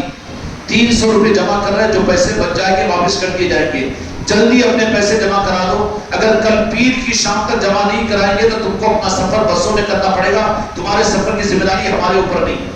کیونکہ نہیں ہوگا تو کچھ ایڈجسٹمنٹ کرنا پڑے گا، دوسری گاڑی کرنی پڑے گی، اور انشاءاللہ یہاں سے روانگی ہوگی، اور نظام آباد سے 11 بجے ٹرین ہوگی،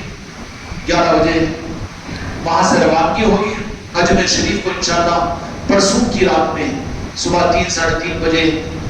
اس زمین کے دیدار کے لیے، اس زمین کی قدم بوسی کے لیے حاضری کی سعادت ہم دلالوں کو، میرے بچوں کو حاصل ہوگی، اور اس کے بعد پھر وہاں کے جو پروگرام چلیں گے، وہاں کے پروگراموں کے معاملات میں خاص طور پر میں نے عرض کیا کہ جھوٹ سے، غیبت سے اپنی زبانوں کو بھی بچاؤ، اپنے کانوں کو بھی بچاؤ، اس نگری میں جا کر بھی ایسی غلطیاں کر کے خواہ مخواہ کے محروم مت ہو جاؤ، اس لیے کہ بہت تلخ تجربات ہمارے سامنے ہیں، جنہوں نے تھوڑی بے اصولی کی وہاں کے ان سفروں کے اندر میں، ہم کو کمرہ نہیں ملا، ہم کو سہولت نہیں ملی، ان کو اچھا ملا، ہم کو خراب ملا، تو پھر نتیجہ کیا نکلا کہ پھر دوبارہ ہم بولنے کے باوجود بھی وہ سفر میں ساتھ نہیں آ سک رہے۔ اس لیے ہم نہیں چاہتے کہ تم لوگ بھی خطرے میں پڑو، اللہ تعالیٰ تم کو بھی نوازے۔ جو بچے کسی وقت میں اس وقت اجمیر شریف کو نہیں جا سک رہے ہو، 2 رکعت صلاۃ توبہ پڑھ کر خواجہ جی کی بارگاہ میں معافی مانگو کہ 4 مہینے پہلے ریزرویشن کے لیے حکم دے دیا گیا تھا لیکن نہیں کر سکے، سفر نہیں ہو رہا ہے، یہ خواجہ جی ہم کو معاف کیجیے، ہم آپ کے غلام ہیں، آپ کے نام لیوا ہیں، چشتیہ رحمان وہ زندگی کا زیور بنائے ہوئے ہیں، معاف کیجیے نہیں آ سک رہے، لیکن ان کی معافی کے لیے ہماری طرف سے شرط یہ ہے کہ جب تک یہ قافلہ واپس نہ آ جائے، مغرب کی نماز یہاں پر آپ حضرات کو پڑھنا ہے، کتنا ہی کام کیوں نہ ہو، لیکن ہمارے غیاب میں مغرب کی نماز یہاں پر آپ حضرات کو پڑھنا ہے، مغرب کے بعد کے ذکر کا نظام سنبھالنا ہے، ذکر بھی کرنا ہے، یہاں پر روزانہ حاضری دے کر ابابیل پڑھیے، دعا کیجیے، دعاؤں کے اندر میں روئیے، غریب نواز کے بعد میں کہ ہمارے پیر بھائی تو اجمیر میں ہوں گے اور وہاں پر ایسا منظر ہوگا ہم جا نہیں سکے، یا غریب نواز جلدی ہم کو بلائیے۔ اگر یہ کام آپ لوگ اس خانقاہ میں آ کر کرو گے تو امید ہے کہ پھر جلد سے جلد غریب نواز تم کو بھی بلائیں گے۔ جو لوگ نہیں جا سک رہے ہیں مایوس مت ہو، دعا کریں گے، اپنے پیر بھائیوں سے بھی دعا کی درخواست کرو، لیکن تمہارے لیے عمل یہ ہے کہ تم لوگ مغرب کی نماز یہاں پر پڑھ کر، ابابیل پڑھ کر روزانہ توبہ استغفار کے ساتھ میں غریب نواز کی بارگاہ میں دعا کیا کرو، ٹھیک ہے؟ جو نہیں جا رہے ان کے لیے کام کرنا ہے، یہاں کے ذکر کو نظام کو سنبھالنا ہے خانقاہی میں۔ اب چلو کوئی بھی نہیں، اپن جا کے کیا کریں گے؟ بالکل نہیں، دکھنے والے کوئی نہیں ہوں گے، لیکن نظام جن کا، ان کے نظام تو سارے نظام رہیں گے۔ اس لیے یہاں کے نظام کے اندر میں روزانہ خانقاہ کی حاضری آپ اپنے لیے ضروری سمجھ لیں، ضروری قرار دیں، کریں گے بھائی انشاءاللہ۔ اللہ تعالیٰ اس سفر کو بے انتہا قبول فرمائے۔ اللہم صلی علی محمد